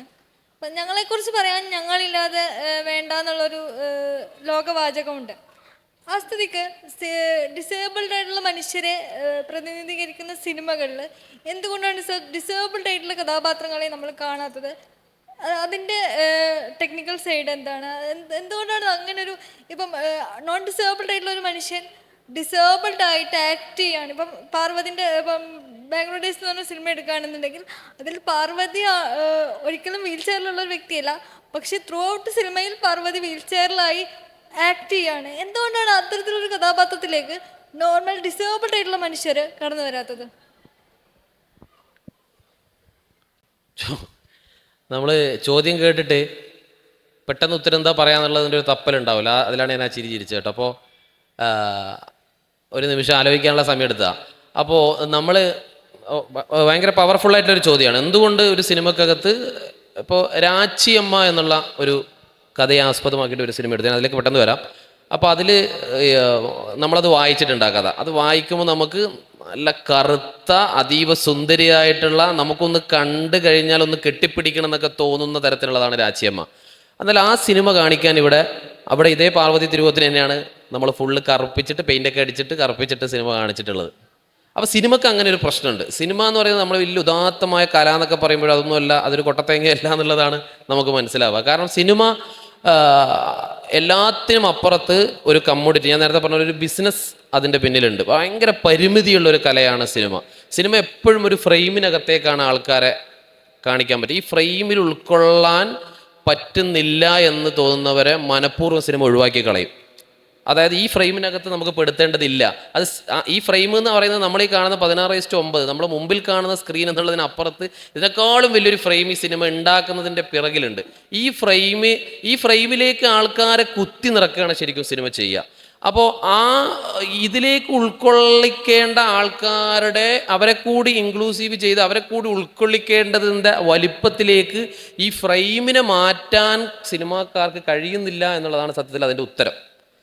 ആ ഉത്തരത്തിലേക്കാണ് നമ്മൾ എത്തുക. ഈ എല്ലാവരെയും ഉൾക്കൊള്ളാൻ പറ്റുന്ന ഫ്രെയിമിൻ്റെ വലിപ്പം കൂട്ടാൻ നമുക്ക് കഴിയുന്നിടത്ത് ഇതിനുള്ള ഉത്തരം നമുക്ക് കിട്ടും. മറ്റൊന്ന് ഞാൻ പറഞ്ഞ പാർവതി തിരുവോത്ത് എന്ന് പറയുന്ന ഒരാൾക്കുള്ള മാർക്കറ്റ്, അപ്പോൾ എനിക്ക് ഞാൻ വളരെ ഈസിലി പറയുന്ന ഉത്തരമാണ്, എനിക്ക് തോന്നുന്ന ഉത്തരമാണ്, പെട്ടെന്ന് കിട്ടുമ്പോൾ അതിനൊരു മാർക്കറ്റ്. ഇന്ന ആൾ അഭിനയിച്ചാൽ ആൾക്കാർ കാണുമോ, ഇന്നതാണോ ഇതിൻ്റെ, ഇപ്പോൾ അതേ ക്യാരക്ടർ മഞ്ജു വാര്യറാണോ വേണ്ടത്, അതല്ല ഇങ്ങനെ ഡിസേബിൾ ആയിട്ട് തന്നെയുള്ള സവിശേഷമായിട്ടുള്ള ശരീര സ്വഭാവമുള്ള ഒരാളെ നമുക്ക് വെക്കണോ. അപ്പോൾ അതിനൊരു തരം ധൈര്യം വേണം. ആ ധൈര്യമില്ലായ്മ എന്ന് പറയുന്നത് ഇവിടുത്തെ സിനിമയുടെ സിനിമാക്കാരൻ്റെ നിലനിൽപ്പിൻ്റെ കൂടി അവൻ ഈ സിനിമയെ ഒരു അന്നമായി കാണുമ്പോൾ, സിനിമ ഇവിടെ നിന്നില്ലെങ്കിൽ ഞാനിനി നാളെ എനിക്ക് സിനിമയില്ലെങ്കിൽ ഞാൻ പട്ടിണി കിടന്ന് മരിക്കും എന്ന് തോന്നുന്ന എന്നെ പോലത്തെ ഒരു ധൈര്യവും ഇല്ലാത്ത സിനിമാക്കാരൻ സിനിമ ചെയ്യുമ്പോൾ ചിലപ്പോൾ നമ്മൾ പാർവതി തിരുവോത്തിനെ തന്നെ പിടിച്ച് കാലൊക്കെ കെട്ടിവെച്ച് അവരെ നമ്മൾ അഭിനയിപ്പിക്കേണ്ടി വരുന്ന നിവൃത്തികേടായിട്ടാണ് എനിക്കത് തോന്നിയിട്ടുള്ളത്. എനിക്കൊരു ചെറിയ കാര്യം കൂട്ടിച്ചേർക്കാനുണ്ട്. ഇപ്പോൾ ഡിസേബിൾഡ് അല്ലാത്ത ആളുകൾ ഡിസേബിൾഡായിട്ട് അഭിനയിക്കുമ്പോൾ വരുന്ന രാഷ്ട്രീയ പ്രശ്നങ്ങൾ ഒരുപാടുണ്ട്. ഉദാഹരണത്തിന് നോൺ ഡിസേബിൾഡ് ആയിട്ടുള്ള ആൾക്കാർ അത്തരത്തിലുള്ള കാഴ്ചകൾ കാണുമ്പോൾ അവർ കരുതുന്നത് ഇതൊരു പെർഫോമേറ്റീവ് ആയിട്ടുള്ള എന്തോ ഒരു കാര്യമാണ് ഡിസബിലിറ്റി എന്നാണ്. ഫോർ എക്സാമ്പിൾ, ഇപ്പോൾ ചന്ദ്രലേഖ എന്ന് പറയുന്ന സിനിമ മ്യൂസിക് തെറാപ്പി എന്ന് പറയുന്ന സാധനത്തിന് കൊടുത്തിട്ടുള്ള പുഷ് ഭയങ്കരമാണ്. ശാസ്ത്രീയ സംഗീതമൊക്കെ പാടിയിട്ട് മോഹൻലാൽ എണീക്കാൻ പറയുമ്പോൾ സുകന്യയ്ക്ക് എണീക്കാൻ പറ്റുന്നു എന്ന് പറയുന്ന അത്രയും എളുപ്പം ചേഞ്ച് ചെയ്യാൻ പറ്റുന്ന എന്തോ ഒരു സംഭവമാണ് ഡിസബിലിറ്റി എന്ന ആൾക്കാരുടെ കോൺഷ്യസ്ലി അവർ ചിന്തിക്കില്ല, സബ് അങ്ങനെ എന്തോ ഒരു പരിപാടി ഉണ്ടാക്കിയെടുക്കാൻ ആ സിനിമയിലെ ആ ഒറ്റ പാട്ടിനും സീനിനും പറ്റിയിട്ടുണ്ട്. കമലഹാസൻ അപൂർവ സഹോദരകളിൽ ഉയരക്കുറവായിട്ട് അഭിനയിച്ചിട്ട് വരുന്ന സമയത്ത് അത് ഒരേ സമയം ഉയരം കുറഞ്ഞ ആൾക്കാരുടെ ഒരു കാരിക്കേച്ചർ ആവുക, റിയലിസ്റ്റിക് അല്ല, കാരിക്കേച്ചർ ആവുക. ദിലീപ് കുഞ്ഞിക്കുഞ്ഞനായിട്ട് അഭിനയിക്കുമ്പോൾ അത് ഹഞ്ച് ബാക്ക് ആയിട്ടുള്ള ഡിസേബിൾഡ് ആയിട്ടുള്ള ഡിസ്ഫിഗേർഡ് ആയിട്ടുള്ള ആൾക്കാരുടെ കാരിക്കേച്ചറായിട്ട് മാറുകയാണ്. അത് യാഥാർത്ഥ്യമാണോ എന്ന് ചോദിച്ചാൽ അല്ല. ആളുകൾക്ക് ഇതെന്താണ്, ഇത് കഴിഞ്ഞിട്ട് ദിലീപിന് മേക്കപ്പ് കഴിച്ചു കഴിഞ്ഞാൽ മാറ്റി വെക്കാവുന്ന എന്തോ ഒരു ഐഡൻറ്റിറ്റിയാണ് ദിലീപിന് ഡിസബിലിറ്റി. പക്ഷേ നമുക്കതല്ല. നമുക്ക് ഈ വീൽ ചെയറിൽ നിന്ന് എണീറ്റ് സുകന്യയ്ക്ക് നടന്നു പോകാൻ പറ്റുമായിരിക്കും. പക്ഷെ പല വീൽ ചെയർ യൂസർമാർക്കും വീൽ ചെയറാണ് റിയാലിറ്റി, വീൽ ചെയറാണ് സ്വാതന്ത്ര്യം. ഈ നോൺ ഡിസേബിൾഡ് ആളുകൾ ഡിസേബിൾഡ് കഥാപാത്രങ്ങളെ ആയിട്ട് വരുന്ന സമയത്ത് നമുക്ക് സഹായം തരുന്ന എയ്ഡുകളുണ്ടല്ലോ, അതെന്തോ കഷ്ടപ്പാടിൻ്റെ സിമ്പലായിട്ട് മാറുക. ഇപ്പം ക്രച്ച് എന്ന് പറയുന്നത് ആൾക്കാർക്കൊരു കഷ്ടപ്പാടിൻ്റെ സിമ്പലാണ് നോൺ ഡിസേബിൾഡ് ആൾക്കാർക്ക്. പക്ഷേ ക്രച്ച് എൻ്റെ സ്വാതന്ത്ര്യത്തിൻ്റെ ഭാഗമാണ്. വൈറ്റ് കെയിൻ ആൾക്കാർ കാണുമ്പോൾ അയ്യോ പാവം കാഴ്ചയില്ലാത്ത ആളെന്നുള്ള രീതിക്കാണ് അവർ മനസ്സിലാക്കുന്നത്. പക്ഷേ വൈറ്റ് കെയിൻ ഒരു ബ്ലൈൻഡായിട്ടുള്ള ആളുടെ സ്വാതന്ത്ര്യത്തിൻ്റെ ഭാഗമാണ്. അപ്പോൾ അത്തരത്തിലുള്ള പോർട്രേലുകൾ വരാത്തിടത്തോളം കാലം ഇങ്ങനെ നോൺ ഡിസേബിൾഡ് ആൾക്കാർ ഡിസേബിൾഡായിട്ട് അഭിനയിക്കുമ്പോൾ അത് കമ്മ്യൂണിറ്റിയെ ഭയങ്കര നെഗറ്റീവായിട്ടാണ് ബാധിക്കുന്നത്. കമ്മ്യൂണിറ്റിക്ക് അത് ഭയങ്കര ഡാമേജ് ഉണ്ടാക്കുന്നത്. അത് റിപ്പയർ ചെയ്യാൻ പറ്റാത്തതാണ്. അത് വേറൊരു തരത്തിൽ പറഞ്ഞാലേ, ഇപ്പോൾ ഒരു നടൻ ഡിസേബിൾഡ് ആയിട്ട് അഭിനയിക്കുന്നു, ഒരു നടൻ ക്വയർ ആയിട്ട് അഭിനയിക്കുന്നു, ട്രാൻസ്ജെൻഡർ ആയിട്ട് അഭിനയിക്കുന്നു എന്ന് പറയുമ്പോൾ അത് അഭിനയത്തിൻ്റെ ഏതോ ഉന്നതമായിട്ടുള്ള തലങ്ങൾ അയാൾ പോയി തൊടുന്നു എന്നുള്ള രീതിക്കാണ് ആൾക്കാർ കാണുന്നത്. ക്വയർ ആവുക എന്ന് പറഞ്ഞാൽ എന്തോ ഒരു പെർഫോമൻസ് ആണെന്നാണ് ആൾക്കാർ കരുതുന്നത്. ഡിസേബിൾഡ് ആവുക എന്ന് പറഞ്ഞാൽ എന്തോ ഒരു പെർഫോമൻസ് ആണെന്നാണ് കരുതുന്നത്. ഇപ്പോൾ ജയസൂര്യ ഞാൻ മേരിക്കുട്ടിയിൽ ട്രാൻസ് വുമണായിട്ട് അഭിനയിച്ചു. അത് കഴിഞ്ഞിട്ട് അത് ട്രാൻസ് കമ്മ്യൂണിറ്റിക്ക് ഉണ്ടാക്കുന്ന ഒരു ഇമ്പാക്റ്റ് എന്താണ്? ആണ് പെണ്ണായി തീരലാണ് ട്രാൻസ് ആവൽ എന്നുള്ള രീതിക്കാണ് ഇപ്പോഴും പൊതുജനങ്ങൾ ആ ഒരു പോർട്രേൽ കൊണ്ട് അത് മനസ്സിലാക്കിയിരിക്കുന്നത്. കാരണം ജയസൂര്യ മേക്കപ്പ് ഇട്ടപ്പോൾ മേരിക്കുട്ടിയായി എന്ന് വെച്ചാൽ എക്സ് എന്ന് പറയുന്ന ഒരു പുരുഷൻ മേക്കപ്പ് ഇടുന്നതാണ് ട്രാൻസ് സ്ത്രീ എന്നുള്ള ധാരണ ഊട്ടി ഉറപ്പിക്കാൻ ഇങ്ങനത്തെ കാര്യങ്ങൾക്ക് അത് കമ്മ്യൂണിറ്റിയെ നെഗറ്റീവായിട്ടാണ് ബാധിക്കുന്നത്. അതായത് കാല് മടക്കിയിരിക്കുന്നതാണ് ഡിസബിലിറ്റി എന്ന് പറയുന്ന ധാരണ ഉറപ്പിക്കാൻ കമലഹാസനും ദിലീപും ജയസൂര്യയും ഒക്കെ ചെയ്ത കഥാപാത്രങ്ങൾക്ക് സബ് കോൺഷ്യസ്ലി സമൂഹത്തിനെ ഭയങ്കര ഡാർക്കായിട്ട് സ്വാധീനിക്കാൻ പറ്റിയിട്ടുണ്ട്. അതുകൊണ്ടാണ് നമ്മൾ ഡിസേബിൾഡ് ആയിട്ടുള്ള ക്യാരക്ടേഴ്സിനെ അവതരിപ്പിക്കാനെങ്കിലും ഡിസേബിൾഡ് ആയിട്ടുള്ള ആൾക്കാർക്ക് ട്രെയിനിങ് കൊടുത്തിട്ട് നമുക്ക് കൊണ്ടുവരാൻ പറ്റുമെന്ന് പറയുന്നത്. നമുക്ക് നോൺ ഡിസേബിൾഡ് കഥാപാത്രങ്ങൾ എന്തായാലും ഇനീഷ്യലി നമുക്ക് കിട്ടാൻ പോകുന്നില്ല, ഉറപ്പായിട്ടും കിട്ടില്ല. മൻസൂൺ സെയ്ദ് എന്ന് പറയുന്ന ഒരു സ്റ്റാൻഡപ്പ് കൊമേഡിയൻ ഉണ്ട്. അവർ ക്വയറാണ്, ഡിസേബിൾഡ് ആണ്. മൻസൂൺ സെയ്ദ് തിയേറ്റർ വർക്ക്ഷോപ്പിന് പങ്കെടുക്കുന്ന സമയത്ത് സംഭവിച്ച ഒരു കാര്യം പറയുന്നുണ്ട്. അവർ സെറിബ്രൽ പാൾസി ഉള്ള ആളാണ്. അപ്പോൾ ഒരു ഗ്ലാസ് മെനാജറി എന്ന് പറയുന്ന നാടകം അവതരിപ്പിക്കുക സ്റ്റേജിൽ. അപ്പോൾ ഗ്ലാസ് മെനാജറിയിലെ ലീഡിങ് ആയിട്ടുള്ള നായിക കഥാപാത്രം സെറിബ്രൽ പാൾസി ഉള്ള ക്യാരക്ടറാണ്. അപ്പോൾ ഏത് കഥാപാത്രം വന്നാലും ഇവർക്ക് പാൾസി ഉള്ളത് കൊണ്ട് ഇവരെ കൊണ്ട് ചെയ്യാൻ പറ്റില്ല എന്ന് പറഞ്ഞ് മാറ്റി നിർത്തും. മൻസൂൺ സെയ്ദ് ഭയങ്കര ഹാപ്പിയായി. ഗ്ലാസ് മെനാജറിയാണ് ചെയ്യാൻ പോകുന്നതെന്ന് പറയുമ്പോൾ എല്ലാ തരത്തിലും പ്രിപ്പയർ ചെയ്ത് എന്നിട്ട് പോകുന്ന സമയത്ത് നോൺ ഡിസേബിൾഡ് ആയിട്ടുള്ള ഏബിൾ ബോഡീഡ് ആയിട്ടുള്ള മെൻസൂൺ സയ്യിദിൻ്റെ ഒരു കൂട്ടുകാരിനെയാണ് ഈ കഥാപാത്രം ചെയ്യാൻ ഏൽപ്പിക്കുന്നത്. അപ്പോൾ ഇവർ ചോദിച്ച്, എനിക്കാണല്ലോ പാഴ്സി ഉള്ളത്, എന്നെ എന്താ കഥാപാത്രം ചെയ്യാൻ സമ്മതിക്കാത്തതെന്ന് ചോദിച്ചപ്പോൾ ഇവരുടെ ആക്ടിങ് ടീച്ചർ പറഞ്ഞ കാര്യമാണ്, നിങ്ങൾക്ക് ആൾക്കാർക്ക് ഡിസേബിൾഡ് ആണെന്ന് കൺവിൻസ് ചെയ്യാൻ പറ്റുന്ന അത്രയും ഡിസേബിൾഡ് ആയിട്ട് അഭിനയിക്കാൻ പറ്റുന്നില്ലെന്ന്. അപ്പോൾ എനിക്ക് ചെയ്യാൻ പറ്റാത്ത ഒന്നും ആ കഥാപാത്രത്തിനും ചെയ്യാൻ പറ്റില്ല. കാരണം അതേ ശാരീരിക മാനസികാവസ്ഥയിൽ കൂടി കടന്നു പോകുന്ന ഒരു വ്യക്തിയാണ് ഞാൻ. എന്തുകൊണ്ട് എനിക്ക് ആ കഥാപാത്രം തരുന്നില്ല എന്നുള്ള ചോദ്യം ബാക്കി നിർത്തിയിട്ടാണ് മെൻഷൻ ചെയ്ത ടെക് ടോക്ക് അവസാനിപ്പിക്കുന്നത്. അപ്പോൾ എനിക്കും മലയാള സിനിമയോടും ഇന്ത്യൻ സിനിമയോടും ഒക്കെ ചോദിക്കാനുള്ള അതാ, നമുക്ക് ചെയ്യാൻ പറ്റാത്ത ഒന്നും ആ ഡിസേബിൾഡ് കഥാപാത്രത്തിനും ചെയ്യാൻ പറ്റില്ല. അപ്പോൾ നമുക്കല്ലേ ഇനീഷ്യലി ആ ഒരു സാധനം, ആ ഒരു കഥാപാത്രമെങ്കിലും കിട്ടേണ്ടതെന്നുള്ളത്. ഇതിൻ്റെ ഒരു കൗണ്ടർ സാധനം ഞാൻ പറയാം. ഇപ്പോൾ അഭിനയ എന്ന് പറയുന്ന നടി പണി എന്ന് പറയുന്ന സിനിമയിൽ ജോജു ജോർജിൻ്റെ ഭാര്യ കഥാപാത്രം ചെയ്ത നടിക്ക് ഡെഫ് മ്യൂട്ടാണ്. അവർക്ക് ചെവി കേൾക്കാനും പറ്റില്ല, സംസാരിക്കാനും പറ്റില്ല. അവരെ ഒരു ഏബിൾ ബോഡീഡ് ആയിട്ടുള്ള, ചെവി കേൾക്കാൻ പറ്റുന്ന, സംസാരിക്കാൻ പറ്റുന്ന ഒരു വ്യക്തിയായിട്ട് ഒരു ക്യാരക്ടർ, ആർക്കുള്ളൊരു പൂർണ്ണ വളർച്ചയുള്ള ക്യാരക്ടർ ആക്കിയിട്ട് മലയാള സിനിമയ്ക്ക് കാണിക്കാൻ പറ്റുന്നുണ്ട്. മലയാള സിനിമ അങ്ങനെ ചെയ്തിട്ടുണ്ട്. അത്തരത്തിലുള്ള ഇടപെടലുകൾ ഇനിയും വേണം എന്നാണ് നമ്മൾ പറയുന്നത്. തമിഴിലുണ്ടായിരുന്നു. നാടോടികളാണ് അഭിനയുടെ ആദ്യത്തെ സിനിമ. പിന്നെ ഈസൻ എന്ന് പറയുന്ന സിനിമയിൽ യഥാർത്ഥത്തിൽ ഡെഫ് മ്യൂട്ട് ആയിട്ടുള്ള ഒരു കഥാപാത്രമായിട്ടോ അഭിനയിച്ചിട്ടുണ്ട്.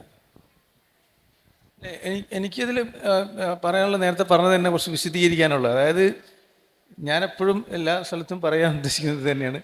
അതായത് ഇപ്പോൾ നമ്മളിപ്പോൾ ഞാൻ നദീറിനോടൊക്കെ പറയും, ഇപ്പോൾ നമ്മൾ ഈ സംസാരത്തിൽ മൊത്തം ഉപയോഗിക്കുന്നത് ഡിസബിലിറ്റി എന്ന വാക്കാണല്ലോ. കുറേ കാലം മുമ്പ് എന്തായിരുന്നു? ഇങ്ങനെ ആയിരുന്നില്ലല്ലോ. അപ്പോൾ നമ്മുടെ പദപ്രയോഗങ്ങളിൽ, അതായത് സർക്കാർ തലത്തിലായാലും അല്ലാതെ ഇരിക്കുമ്പോഴും ഇപ്പോൾ നമ്മൾ ഡിസേബിൾഡ് ആൾക്കാർ എന്ന് പറയുന്ന ആൾക്കാരെ വിളിച്ചുകൊണ്ടിരുന്ന പേരുകളുടെ മാറ്റം വരുന്നു.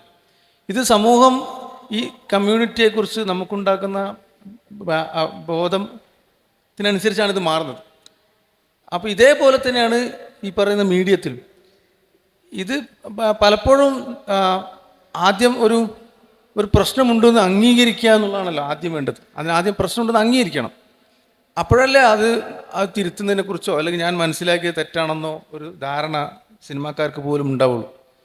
അപ്പോൾ ഇതൊരു പ്രശ്നമാണ്, നിങ്ങൾ ഇത്രയും കാലം പറഞ്ഞുകൊണ്ടിരുന്നതും ചെയ്തുകൊണ്ടിരുന്നതും പിക്ചറൈസ് ചെയ്തുകൊണ്ടിരുന്നതൊക്കെ ഒരു പ്രശ്നമാണെന്ന് പറഞ്ഞുകൊണ്ടേയിരിക്കുമ്പോഴാണ് അതിനെക്കുറിച്ച് പുനരാലോചിക്കാനും എഴുത്തിലും മേക്കിങ്ങിലൊക്കെ നമ്മൾ അതിൻ്റെ തിരുത്തലുകൾ ഉണ്ടാക്കാനും ശ്രമിക്കുക. അപ്പോൾ അത്തരം ഒരു മാറ്റം മൊത്തം സിനിമയിലും വരുന്നുണ്ട് എന്നാണ് എനിക്ക് വളരെ പ്രതീക്ഷയോടുകൂടി പറയാനുള്ളത്. കാരണം തുടക്കകാലത്തിലുണ്ടായിരുന്ന പോലെയല്ല. അതിന് കാരണം പെട്ടെന്നൊരു ഓവർനൈറ്റ് ഉണ്ടാവുന്ന ഒരു തിരിച്ചറിവല്ല. അത് നിരന്തരമായി ഇത്തരം ഡിസ്കോഴ്സുകളും ചർച്ചകളും സമൂഹത്തിലുണ്ടാക്കുന്നത് അത് എല്ലാത്തിലും ഉണ്ട്. അത് ഏത് തരം, ഞാൻ നേരത്തെ പറഞ്ഞ പോലെ ഏത് തരം മാർജിനൈസ്ഡ് അല്ലെങ്കിൽ മാർജിനൈസ്ഡ് കമ്മ്യൂണിറ്റിയെക്കുറിച്ചുള്ള ധാരണകളും മാറി വരുന്നത്, ശരിയായി വരുന്നത് ഇത്തരം നിരന്തരമായ ഇടപെടലുകൾ കൊണ്ടാണ്. അത്തരം ഇടപെടലുകൾ ഉണ്ടാകുമ്പോൾ സ്വാഭാവികമായിട്ടും സിനിമാക്കാരും ഈ സമൂഹത്തിൽ നിന്ന് പോകുന്ന മനുഷ്യരാണല്ലോ, അവർക്കും മാറി ചിന്തിക്കേണ്ടി വരും, മാറി ചിന്തിച്ച് പോകും. അതൊരു ഫോഴ്സ്ഫുൾ അല്ലാതെ വരുമെന്നാണ്. കാരണം വെച്ചാൽ രാഷ്ട്രീയത്തിൻ്റെ ഒക്കെ ചർച്ച നടത്തുമ്പോൾ അതൊരു പ്രശ്നമാണ് എന്നുള്ളൊക്കെ ഒരു ചിന്തകളൊക്കെ, അതായത് ഒരു ഡിസേബിൾഡായ ആൾ തന്നെയല്ലേ ആ റോള് ചെയ്യേണ്ടത് എന്ന ചിന്ത പോലും ചിലപ്പോൾ പുതിയതാണ്. അതാ ഞാൻ പറയാം, ആദ്യം ഇതൊരു പ്രശ്നമാണെന്ന് ഐഡൻറ്റിഫൈ ചെയ്യണമല്ലോ നമ്മൾ, എന്നിട്ടാണല്ലോ അതിൻ്റെ തിരുത്തലുണ്ടാവുക. അപ്പോൾ അതിലേക്ക് ഉള്ള യാത്രയിലാണ് എല്ലാ മീഡിയയും എന്നാണ് ഞാൻ മനസ്സിലാക്കുന്നത്. കാരണം അത് ലോകവ്യാപകമായിട്ട് കാണുന്നുണ്ട്, പഴയ പോലെയല്ല. പക്ഷേ നമ്മൾ അതിന് സമയമെടുക്കുമെന്നാണ് എനിക്ക് തോന്നുന്നത്. കാരണം ആ സമയമെടുക്കുന്നത് കാത്തിരിക്കാൻ നമ്മളെ കൊണ്ടാവില്ല. നമ്മൾ നിരന്തരം ഇങ്ങനെ പറഞ്ഞുകൊണ്ടിരിക്കുമ്പോൾ റിസൾട്ട് ഉണ്ടാവുമെന്ന് എനിക്ക് തോന്നുന്നു.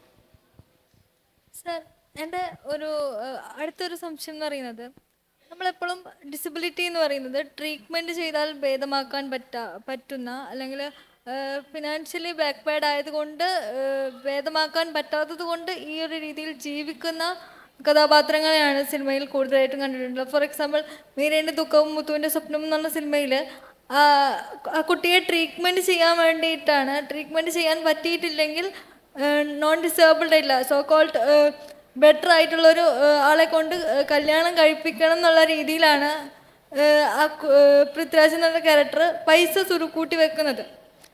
അപ്പോൾ ഈ രീതിയിലുള്ള ഇപ്പം മെഡിക്കൽ ഇതിന് അപ്പുറത്തേക്ക് സോഷ്യൽ ഇൻക്ലൂസിവിറ്റി എന്ന് പറയുന്നത് എന്തുകൊണ്ടായിരിക്കും സിനിമയിൽ കാണിക്കാത്തത്? അല്ലെങ്കിൽ ഒരു മനുഷ്യൻ മുമ്പോട്ട് വരുന്നത് അയാൾ ജീവിക്കുന്ന അല്ലെങ്കിൽ ജനിച്ച ഒരു ഫിസിക്കൽ കണ്ടീഷൻ കാരണം മാത്രമല്ല, സോഷ്യൽ ആയിട്ട് സമൂഹം അയാളെ ഉൾക്കൊള്ളാൻ എടുക്കുന്ന ഒരു പീരീഡ് ഓഫ് ടൈം കൂടിയാണ് എന്നുള്ളത് എന്തുകൊണ്ടായിരിക്കും ഇതുവരെ ഇറങ്ങിയിട്ടുള്ള സിനിമകൾ ഒന്നും അഡ്രസ്സ് ചെയ്യാത്തത്?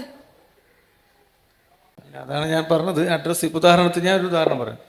പിന്നെ ഇപ്പം അടുത്ത് 2-3 കൊല്ലം വന്നൊരു സിനിമയിൽ ഇപ്പോൾ പല രൂപത്തിൽ, ഇപ്പോൾ ശബരി പറഞ്ഞ പോലെ അല്ലാതെ വേറെ ചില കാറ്റഗറീസ് ഉണ്ട്, ഈ 3 അല്ലാതെ ഞാൻ നോട്ട് ചെയ്തു. ഉദാഹരണത്തിന് ഇതൊരു ശിക്ഷയാണ്. നമ്മളുടെ ഒരു മൊറാലിറ്റിയുടെ നമ്മൾ അപഭ്രംശം സംഭവിക്കുമ്പോൾ നമുക്കുണ്ടാവുന്ന, നമുക്കോ നമ്മുടെ ചെയ്തി കൊണ്ട് നമ്മളെ മകൻ അല്ലെങ്കിൽ നമ്മളെ കുട്ടി അങ്ങനെ ആവുന്ന ശിക്ഷയാണ് എന്ന ഒരു ആ കാറ്റഗറി ഉണ്ട്. അങ്ങനത്തെ സിനിമകളുണ്ട്. അതോടൊപ്പം തന്നെ ഈ ക്യാരക്ടർ തെറ്റ് ചെയ്തതിൻ്റെ പേരിൽ അയാൾ സിനിമയുടെ അവസാനത്തിൽ, അപ്പോൾ അതുകൊണ്ടാണ് മുണ്ടക്കൽ ശേഖരനൊക്കെ രാവണപ്രഭുവിൽ കയ്യില്ലാതെ വരുന്നതിൻ്റെ കാരണം മുണ്ടക്കൽ ശേഖരൻ തൊട്ട് മുമ്പുള്ള ജീവിതത്തിൽ തിന്മ ചെയ്തവനാണ്. അപ്പോൾ ആ തിന്മ ചെയ്ത മുണ്ടക്കൽ ശേഖരൻ തൊട്ടടുത്ത ജന്മത്തിൽ കയ്യില്ലാതെ ജീവിക്കണം. അപ്പോൾ ഈ ടൈപ്പ് കാറ്റഗറി ഉണ്ട്. അതായത് അത് നമ്മൾക്ക് ഷോലെ എല്ലാത്തിലും കാണാം. അതായത് ഒരു തെറ്റ് ചെയ്തവൻ്റെ അവന് കയ്യോ കാലോ അംഗവൈകല്യം വരുത്തണമെന്നുള്ള അങ്ങനെ ഒരു കാറ്റഗറി ഉണ്ട്.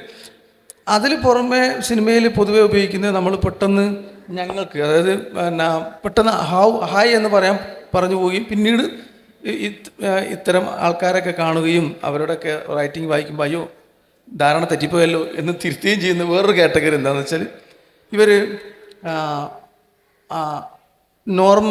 നോർമലിനപ്പുറത്ത് കഴിവുള്ളവരാണ്, അസാമാന്യ പ്രതിഭാശാലികളാണ്, മാത്തമാറ്റീഷ്യൻസാണ്. സൂപ്പർ അതിനെ അങ്ങനെയാണ് വിളിക്കുന്നത്, സൂപ്പർ. അതായത് ഇവർക്ക് അസാമാന്യ കഴിവുള്ളവരാണ്, ഗിഫ്റ്റഡ് ആണ് അത് എന്ന രൂപത്തിലുള്ള അത്തരം ക്യാരക്ടേഴ്സും ഉണ്ട്. ഇപ്പോൾ ഉദാഹരണത്തിന് ഇന്ത്യയിലൊക്കെ ഒരുപാട് സിനിമകളുണ്ട് അങ്ങനെയുള്ള സിനിമകൾ. അപ്പോൾ ഈ എല്ലാ കാറ്റഗറിയും ഉണ്ടാക്കുന്നത് ഇവരെ നോർമലാക്കാതിരിക്കുക എന്നതാണെന്നുള്ള ഒരു ബോധമൊക്കെ വരുന്നത് പിന്നീടും നമ്മളിത് വായിക്കുമ്പോഴൊക്കെയാണ് ഞങ്ങളെപ്പോലത്തെ ആൾക്കാർക്ക് ഉണ്ടാവുന്നത്. അപ്പം ഞാൻ നേരത്തെ പറഞ്ഞത് തന്നെയാണ് പറഞ്ഞത്. അപ്പോൾ ഇതൊരു ഒറ്റ രാത്രി കൊണ്ടുണ്ടാവുന്ന അവബോധമല്ല, നിരന്തരം നമ്മൾ ശ്രമിക്കുമ്പോൾ ഉണ്ടാവും. അത് സൊസൈറ്റിയിൽ ഇപ്പോൾ ഇങ്ങനൊരു വലിയ പ്രോഗ്രാം നടക്കുന്നത് കുറേ കാലത്തെ ഇടപെടലുകളുടെ ശേഷമായിരിക്കുമല്ലോ. എന്നതുപോലെ സിനിമയിലും പിന്നെ പടിപടിയായി മാറ്റങ്ങൾ വരികയും ഡിസേബിൾഡ് ക്യാരക്ടർ വരുന്ന അവസ്ഥ വരും എന്നുള്ള ശുഭ വിശ്വാസത്തിലാണ് ഞാനുള്ളത്. അങ്ങനെ വരും അത്. കാരണം വെച്ചാൽ ഞാൻ പറഞ്ഞത്, ഞാൻ സിനിമയുടെ പേര് പറയാതെ ഒരു ഉദാഹരണം പറയാം. അതാണ് ഞാൻ തുടങ്ങിയത്. ഈ അടുത്ത് വന്ന ഒരു സിനിമയിൽ വില്ലൻ, അതായത് സിനിമ എനിക്ക് മറന്നുപോയി, വില്ലൻ്റെ മകന് ഇതുപോലെ ഒരു ചെറിയ പ്രശ്നം ഉണ്ടായിരുന്നു. ഏതായിരുന്നു? അപ്പോൾ അത് തിരുത്തേണ്ടി വന്നല്ലോ അവർക്ക്. അപ്പോൾ അത് വില്ലത്തരം കൊണ്ടാണ് മകൻ അങ്ങനെ ആയതും, മകനാണെന്ന് തോന്നുന്നു അല്ലേ, മകൻ അങ്ങനെ ആയതെന്നൊരു പരാമർശം ഉണ്ടാവുകയും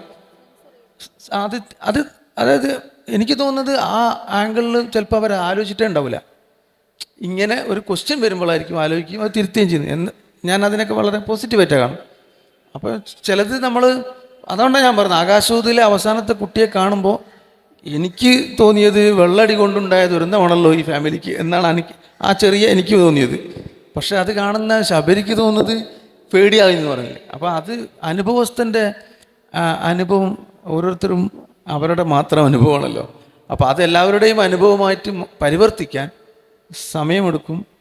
അത് നമ്മൾ നിരന്തരം ശ്രമിച്ചുകൊണ്ടിരിക്കണം എന്നാണ് എനിക്ക് തോന്നുന്നത്. Thank you sir. ഈ സിനിമകൾ ഇപ്പം ഡിസേബിൾഡ് ആയിട്ടുള്ള മനുഷ്യരെ പ്രതിനിധാനം ചെയ്യുന്ന ഇത്തരം സിനിമകൾ കാണാൻ പോകുന്ന സമയത്ത് ആസ് എ ഡിസേബിൾഡ് പേഴ്സൺ പല രീതിയിലുള്ള മാനസികാവസ്ഥയിലൂടെയാണ് നമ്മൾ കടന്നു പോകുന്നത് എന്ന് പറഞ്ഞല്ലോ. അപ്പം ബാംഗ്ലൂർ ഡേയ്സ് എന്ന് പറഞ്ഞ ഒരു സിനിമ നമ്മൾ നോർമലായിട്ടുള്ള ഒരാൾ, ഇപ്പം ഞാൻ രണ്ട് രീതിയിലും റിസർച്ച് ചെയ്ത ഒരാളായിട്ട് പറയാണ്. നോർമലായിട്ടുള്ള ഒരാൾ കാണുന്ന സമയത്ത് ഇപ്പം പാർവതീനെ പ്രണയിച്ച ദുൽഖർ എന്ന് പറയുമ്പോൾ അല്ലെങ്കിൽ ആ ഒരു സോങ്ങിലെ വിഷ്വൽസ് മാത്രം ആഘോഷിക്കപ്പെടുന്നുണ്ട് സമൂഹത്തിൽ. സോ ഇത്തരത്തിൽ ഡിസേബിൾഡ് ആയിട്ട് ഒരു മനുഷ്യൻ സിനിമ കാണാൻ പോകുന്ന സമയത്ത് നമ്മൾ ഉൾക്കൊണ്ട് പുറത്തേക്ക് ഇറങ്ങുന്ന എന്തെങ്കിലും ഒരു സാധനം സിനിമ അത്തരത്തിലുള്ള സിനിമകളിൽ ഇതുവരെയായിട്ട് കിട്ടിയിട്ടുണ്ടോ ശബരിക്ക്? ഡിസേബിൾഡ് വ്യക്തികളെ ഉൾക്കൊണ്ടുകൊണ്ടിട്ടുള്ള സിനിമകൾ, ബാംഗ്ലൂർ ഡേയ്സിൻ്റെ കാര്യം പറഞ്ഞുകൊണ്ട് മലയാളത്തിലെ ഏറ്റവും കോൺട്രവേഴ്ഷ്യൽ ആയിട്ടുള്ള ഒരു സംവിധായകൻ ഡിസേബിൾഡ് സിനിമകളെ ഭയങ്കരമായിട്ട് ഈ ടോക്സിക് ആയിട്ട് ഡിസേബിലിറ്റിയെ കാണിക്കുന്ന സിനിമകളെ ഭയങ്കരമായിട്ട് സ്പൂഫ് ചെയ്തുകൊണ്ട് വേറൊരു സിനിമ ഇറക്കിയിട്ടുണ്ട്. അപ്പം ഞാൻ എല്ലാം കൂടെ പറയാം. ബാംഗ്ലൂർ ഡേയ്സ് പോലത്തെ അല്ലെങ്കിൽ ബ്യൂട്ടിഫുൾ പോലത്തെ സിനിമകളുടെ പ്രശ്നം എന്താണെന്ന് വെച്ചാൽ ഇതിലെ ഡിസേബിൾഡ് കഥാപാത്രങ്ങൾ കാണികളിലെ നോൺ ഡിസേബിൾഡ് കഥാപാത്രങ്ങളെ ഇൻസ്പയർ ചെയ്യാൻ വേണ്ടി മാത്രം നിർമ്മിക്കപ്പെട്ടതാണ്. അവർക്ക് വേറെ പർപ്പസ് ഇല്ല. ഇപ്പം ബാംഗ്ലൂർ ഡേയ്സിലെ പാർവതിയുടെ റേഡിയോ ജോക്കി ആയിട്ടുള്ള കഥാപാത്രം ഈ ഒരു ചെറിയ ഡീവിയേഷൻ എടുക്കുകയാണേ. ഇപ്പോൾ ബാംഗ്ലൂർ ഡേയ്സിലെ പാർവതി ആരായിട്ട് അഭിനയിച്ചിരിക്കുന്നതെന്ന് ചോദിച്ചാൽ കുറേ പേര് പറയും ഡിസേബിൾഡ് ആയിട്ടാണ് അഭിനയിച്ചിരിക്കുന്നതെന്ന്. നേരെ മറിച്ച് ഭരചന്ദ്രനിലെ സുരേഷ് ഗോപി ആരായിട്ട് അഭിനയിച്ചത്? ആരും നോൺ ഡിസേബിൾഡ് ആയിട്ടാണ് അഭിനയിച്ചതെന്ന് പറയില്ല. അത് സുരേഷ് ഗോപിയിട്ടാണ് അഭിനയിച്ചത്. അപ്പോൾ ബാംഗ്ലൂർ ഡേയ്സിലെ പാർവതി ശരിക്കും ആരായിട്ട് അഭിനയിച്ചിരിക്കുന്നത്? റേഡിയോ ജോക്കി ആയിട്ടാണ് അഭിനയിച്ചിരിക്കുന്നത്. ഇങ്ങനെ പോലും അഡ്രസ്സ് ചെയ്യാൻ നമുക്ക് ഒരു ക്ലാരിറ്റി വന്നിട്ടില്ല. അപ്പോൾ ഇങ്ങനെ അഡ്രസ്സ് ചെയ്യപ്പെടണം എന്നാണ് കേട്ടോ പറയുന്നത്. കഥാപാത്രങ്ങൾ ഡിസബിലിറ്റിയുടെ പേരിലല്ല ഐഡൻറ്റിഫൈ ചെയ്യപ്പെടേണ്ടത്. കഥാപാത്രങ്ങളായിട്ടാണ് ഐഡൻറ്റിഫൈ ചെയ്യപ്പെടുന്നത്. ഇപ്പം ബാംഗ്ലൂർ ഡേയ്സിലെ പാർവതിയുടെ കഥാപാത്രത്തിൻ്റെ പർപ്പസ് എന്താ കഥയിൽ? ദുൽഖർ ചെയ്യുന്ന അജു എന്ന് പറയുന്ന കഥാപാത്രം ബൈക്കറാണ്. പക്ഷേ ജീവിതത്തിൽ പ്രത്യേകിച്ച് ഒരു ലക്ഷ്യബോധം ഇല്ലാതെ ചുറ്റിക്കറങ്ങി നടക്കുന്ന ഒരു കഥാപാത്രമാണ്. അയാൾക്ക് ജീവിതത്തിനൊരു പർപ്പസ് ഉണ്ടെന്നും ഒരു ലക്ഷ്യം വേണമെന്നും അത് ആസ്വദിച്ചുകൊണ്ട് പരിമിതികളെ മറികടന്നുകൊണ്ട് ആ ലക്ഷ്യത്തിലേക്ക് നമ്മൾ എത്തിച്ചേരണം എന്നുള്ള ഒരു ഇൻസ്പിരേഷൻ കൊടുക്കാനായിട്ട് നിർമ്മിക്കപ്പെട്ട ഒരു കഥാപാത്രം മാത്രമാണ് പാർവതിയുടെ. അതല്ലാതെ ആ പാർവതിയുടെ ക്യാരക്ടറിൻ്റെ ഐഡൻറ്റിറ്റി എന്താണെന്ന് ചോദിച്ചാൽ നിങ്ങൾക്ക് 2-3 സെൻറ്റൻസിൽ ഫിനിഷ് ചെയ്യാൻ പറ്റും. അതല്ലാതെ ആ കഥാപാത്രത്തിന് ആ കഥയിലൊരു പർപ്പസ് ഇല്ല. അങ്ങനെ പർപ്പസ് ഇല്ലാത്ത കഥാപാത്രങ്ങൾ, ഇപ്പം ജയസൂര്യയുടെ കഥാപാത്രം 2 പർപ്പസാണ് ചെയ്യുന്നത്. ഒന്ന്, അനൂപ് മേനോന് പുതിയൊരു ജീവിതത്തെക്കുറിച്ചുള്ള പുതിയൊരു കാഴ്ചപ്പാടുണ്ടാക്കി കൊടുക്കുക. രണ്ടാമത്തത് അതിനകത്തൊരു ത്രില്ലർ എലമെൻ്റ് ഉണ്ട്. ആ ത്രില്ലർ എലമെൻറ്റിൻ്റെ മോട്ടീഫായിട്ട് വർക്ക് ചെയ്യുക.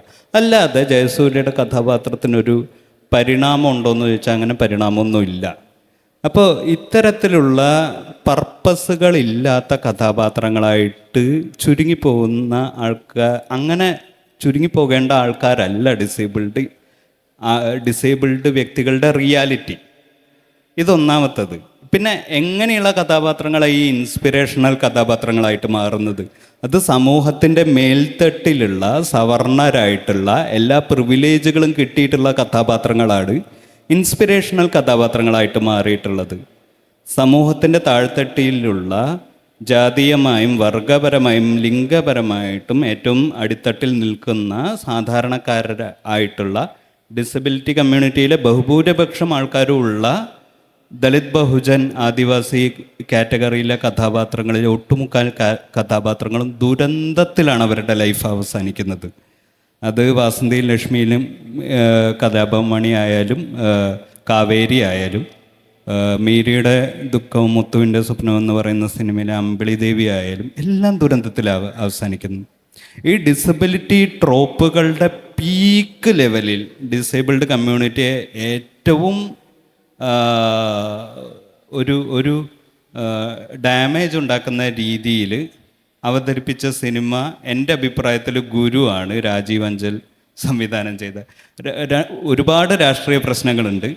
പക്ഷേ ഞാൻ അതിനെക്കുറിച്ചല്ല പറയാൻ പോകുന്നത്. ഗുരു എന്തൊക്കെ ഡാമേജ് ചെയ്തു വെച്ചോ അതിൻ്റെ നേരെ ഓപ്പോസിറ്റ്, അതിനേക്കാളും രസമായിട്ട് ഡിസേബിൾഡ് കമ്മ്യൂണിറ്റിയെ ഓൺ ചെയ്യാൻ പറ്റുന്ന ഒരു സിനിമയായിട്ട് എനിക്ക് തോന്നിയിട്ടുള്ളത് കേട്ടോ. ഗുരുവിൻ്റെ സ്പൂഫ് എന്നാണ് ഞാൻ പറയുക. അത്ഭുത ദ്വീപ് എന്ന് പറയുന്ന സിനിമയാണ്. ബ്ലൈൻഡ് കമ്മ്യൂണിറ്റിക്കും ഡെഫ് മ്യൂട്ട് കമ്മ്യൂണിറ്റിക്കൊക്കെ ഏറ്റവും കൂടുതൽ ഡാമേജ് ചെയ്തിട്ടുള്ള 2 സിനിമകളാണ് വാസന്തിയും ലക്ഷ്മിയും, പിന്നെ ഞാനും, ഊമപ്പെണ്ണിനും ഉരിയാടപ്പയ്യൻ. ഇത് രണ്ടും സംവിധാനം ചെയ്ത വിനയൻ തന്നെയാണ് അത്ഭുത ദ്വീപിൻ്റെ സംവിധായകൻ. അത്ഭുത ദ്വീപിലെ ഇപ്പോൾ ഗുരുവിലെ ഒരു കമ്മ്യൂണിറ്റി മുഴുവൻ ബ്ലൈൻഡാണ്. ഒരു നാട്ടിലെ ആളുകൾ മുഴുവൻ ബ്ലൈൻഡാണ്. അവരുടെ സെൽഫ് സസ്റ്റൈനബിളായിട്ട് ജീവിതം മുന്നോട്ട് കൊണ്ടുപോകാനുള്ള എല്ലാ പരിപാടികളും ആ നാട്ടിൽ ചെയ്തു വെച്ചിട്ടുണ്ട്. അവർക്കിടയിലേക്ക് കാഴ്ചകളുള്ള, കാണാൻ പറ്റുന്ന ഒരു ആൾ വരുന്നു, അയാളുടെ കാഴ്ച നഷ്ടപ്പെടുന്നു. ഇങ്ങനെ ഭയങ്കര സിംബോളിക്കായിട്ടാണ് ഈ കഥയുടെ കിടപ്പ് മുഴുവൻ. യാഥാർത്ഥ്യമല്ല കേട്ടോ, സിംബോളിക്കാണ്. കാഴ്ച എന്ന് പറയുന്നത് മറ്റേ ബാബറി മസ്ജിദിന് ആക്രമണത്തിന് ശേഷം റിലീജിയസ് എക്സ്ട്രീമിസം കേരളത്തെയും ബാധിച്ചു എന്ന് പറയുന്ന ഒരു ചിന്തയിൽ നിന്ന്, ശ്രീനാരായണ ഗുരു ദർശനങ്ങളിൽ നിന്നൊക്കെ ഇൻസ്പയർ ആയിട്ട് ഈ പറയുന്ന മതപരമായിട്ടുള്ള തീവ്രമായ ഐഡിയകളെ അന്ധതയാക്കി കാണിക്കുന്ന ഒരു സിനിമയാണ് ഗുരു. അതിൻ്റെ പൊളിറ്റിക്സ് അവിടെയാണ്. അപ്പോൾ കാഴ്ച തിരിച്ചു കിട്ടുക എന്ന് പറഞ്ഞാൽ അവനവനിൽ തന്നെ ഉള്ളടങ്ങിയിരിക്കുന്ന ദൈവാംശത്തെ കണ്ടെത്തുക എന്ന് പറയുന്ന ശ്രീനാരായണ ഗുരുവിൻ്റെ സങ്കല്പത്തിൽ നിന്നാണ് ഗുരുവിൻ്റെ ക്ലൈമാക്സ് വരുന്നത്. നേരെ മറിച്ച് അത്ഭുത ദ്വീപിൽ നോക്കിക്കഴിഞ്ഞാൽ ഏബിളിസ്റ്റ് ട്രോപ്പുകൾ ഒരുപാടുണ്ടെങ്കിലും അവിടെ ഈ പറയുന്ന ഉയരക്കുറവുള്ള ഡിസേബിൾഡ് ആയിട്ടുള്ള മനുഷ്യന്മാർ യുദ്ധത്തിന് പോകുന്നവരാണ്, പ്രേമിക്കുന്നവരാണ്, കാമിക്കുന്നവരാണ്, ഡബിൾ മീനിങ് തമാശ പറയുന്നവരാണ്, ഏറ്റവും കൂടുതലായിട്ട് എൻജോയ് ചെയ്യുന്ന മനുഷ്യന്മാരാണ്. ഒന്നിൽ കൂടുതൽ ഭാര്യമാരും കാമുകിമാരും ഉള്ളവരാണ്. അവർ എന്താ പറയുക, ഈ പറയുന്ന ലൈൻ അടിക്കപ്പെടുന്നുണ്ട്. അവരുടെ ശരീരം ഭയങ്കര മനോഹരമാണെന്ന് സ്ത്രീകൾ പറയുന്നുണ്ട്. അവർ പ്രേമവും കാമവും മറ്റ് ടെംപ്റ്റേഷൻസും സങ്കടവും വിഷാദവും എല്ലാം എക്സ്പ്രസ് ചെയ്യുന്നുണ്ട്. അവരുടെ രാജാവ് ഒരു ഡിപ്രസീവ് എപ്പിസോഡിലൂടെ കടന്നു പോകുന്നുണ്ട്. ഇങ്ങനെ എല്ലാ തരത്തിലുള്ള സാധനങ്ങളെയും ഒരു പൊടിക്ക് ഹ്യൂമറൊക്കെ ചേർത്ത് പക്കാ കമേഴ്ഷ്യൽ മസാല ലെവലിൽ പ്രസൻറ്റ് ചെയ്യപ്പെട്ട ഒരു സിനിമയായിട്ട് നമുക്ക് അത്ഭുത ദ്വീപിനെ കാണാം. അപ്പോൾ ഇതിൻ്റെ രസം എന്താണെന്ന് വെച്ചാൽ ഈ 2 സിനിമകളും കാണിക്കുന്ന കാഴ്ചപ്പാട് നോക്കണം. ഗുരുവിൽ ഒരുപക്ഷെ ഭയങ്കര ദുരന്തമായിട്ട് പ്രേമത്തിന് വേണ്ടി ഏങ്ങലടിച്ചുകൊണ്ടിരിക്കുന്ന കാമുകന്മാരെ നമുക്ക് കാണാൻ പറ്റുള്ളൂ. ഇവിടെ അതൊന്നുമില്ല. പ്രേമ ആഘോഷമാണ്, കാമം ആഘോഷമാണ്. അപ്പോൾ നമ്മളങ്ങനെ മാക്സിമം ലെവലിൽ എൻജോയ് ചെയ്തുകൊണ്ടിരിക്കുക. പിന്നെ മറ്റ് ഡിസബിലിറ്റി ആയിട്ട് ബന്ധപ്പെട്ട സിനിമകൾക്കും അത്ഭുത ദ്വീപിനും ഗുരുവിനും ഒക്കെ ഒരു പ്രധാന വ്യത്യാസമുണ്ട്. ഒട്ടുമുക്കാൽ മലയാള സിനിമകളിലും ഡിസേബിലിറ്റി ഒരു വ്യക്തിയുടെ പ്രശ്നമായിട്ടാണ് കാണിക്കുക. ആർക്കാണോ ഡിസബിലിറ്റി ആ വ്യക്തിക്ക് മാത്രമേ ഡിസബിലിറ്റി ഉള്ളൂ. ചുറ്റുമില്ല. ദൂരെ നിൽക്കുന്ന ജൂനിയർ ആർട്ടിസ്റ്റ് കഥാപാത്രങ്ങളിൽ പോലും ഡിസേബിൾഡ് ആയിട്ടുള്ള വേറൊരു മനുഷ്യനെ നമുക്ക് കാണാൻ പറ്റില്ല. ഒറ്റ കഥാപാത്രത്തിനെ ഉണ്ടാവുള്ളൂ. ഗുരുവിലും അത്ഭുത ദ്വീപിലൊക്കെയാണ് കമ്മ്യൂണിറ്റി ആയിട്ട് കാണിച്ചിട്ടുള്ളത്. നമുക്ക് നമ്മളെപ്പോലെ ഒരുപാട് പേര് ചുറ്റിലും ഉണ്ടെന്നുള്ള ഒരു അഷ്വറൻസ് ഡിസേബിൾഡ് വ്യക്തികൾക്ക് അത് കാണുമ്പോൾ തരുന്ന ഒരു സമാധാനവും സ്വാതന്ത്ര്യമുണ്ട്. തങ്ങളുമായിട്ട് റിലേറ്റ് ചെയ്യാൻ പറ്റുന്ന വേറെയും ആൾക്കാർ തൊട്ടടുത്തുണ്ടെന്നുള്ള.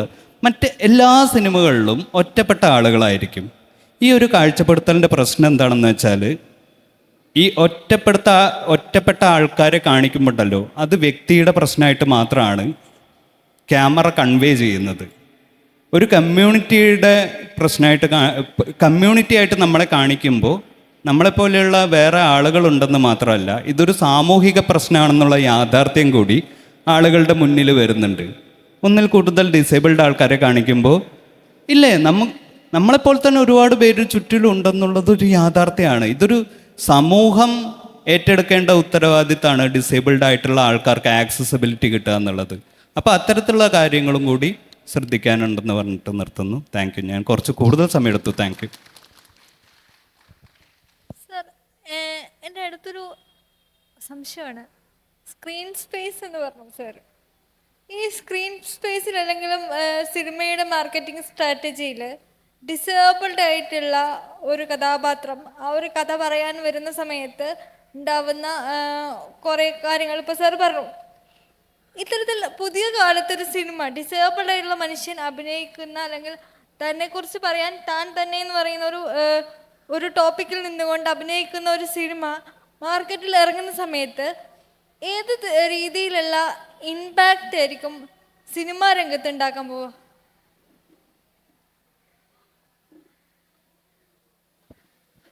ഹലോ.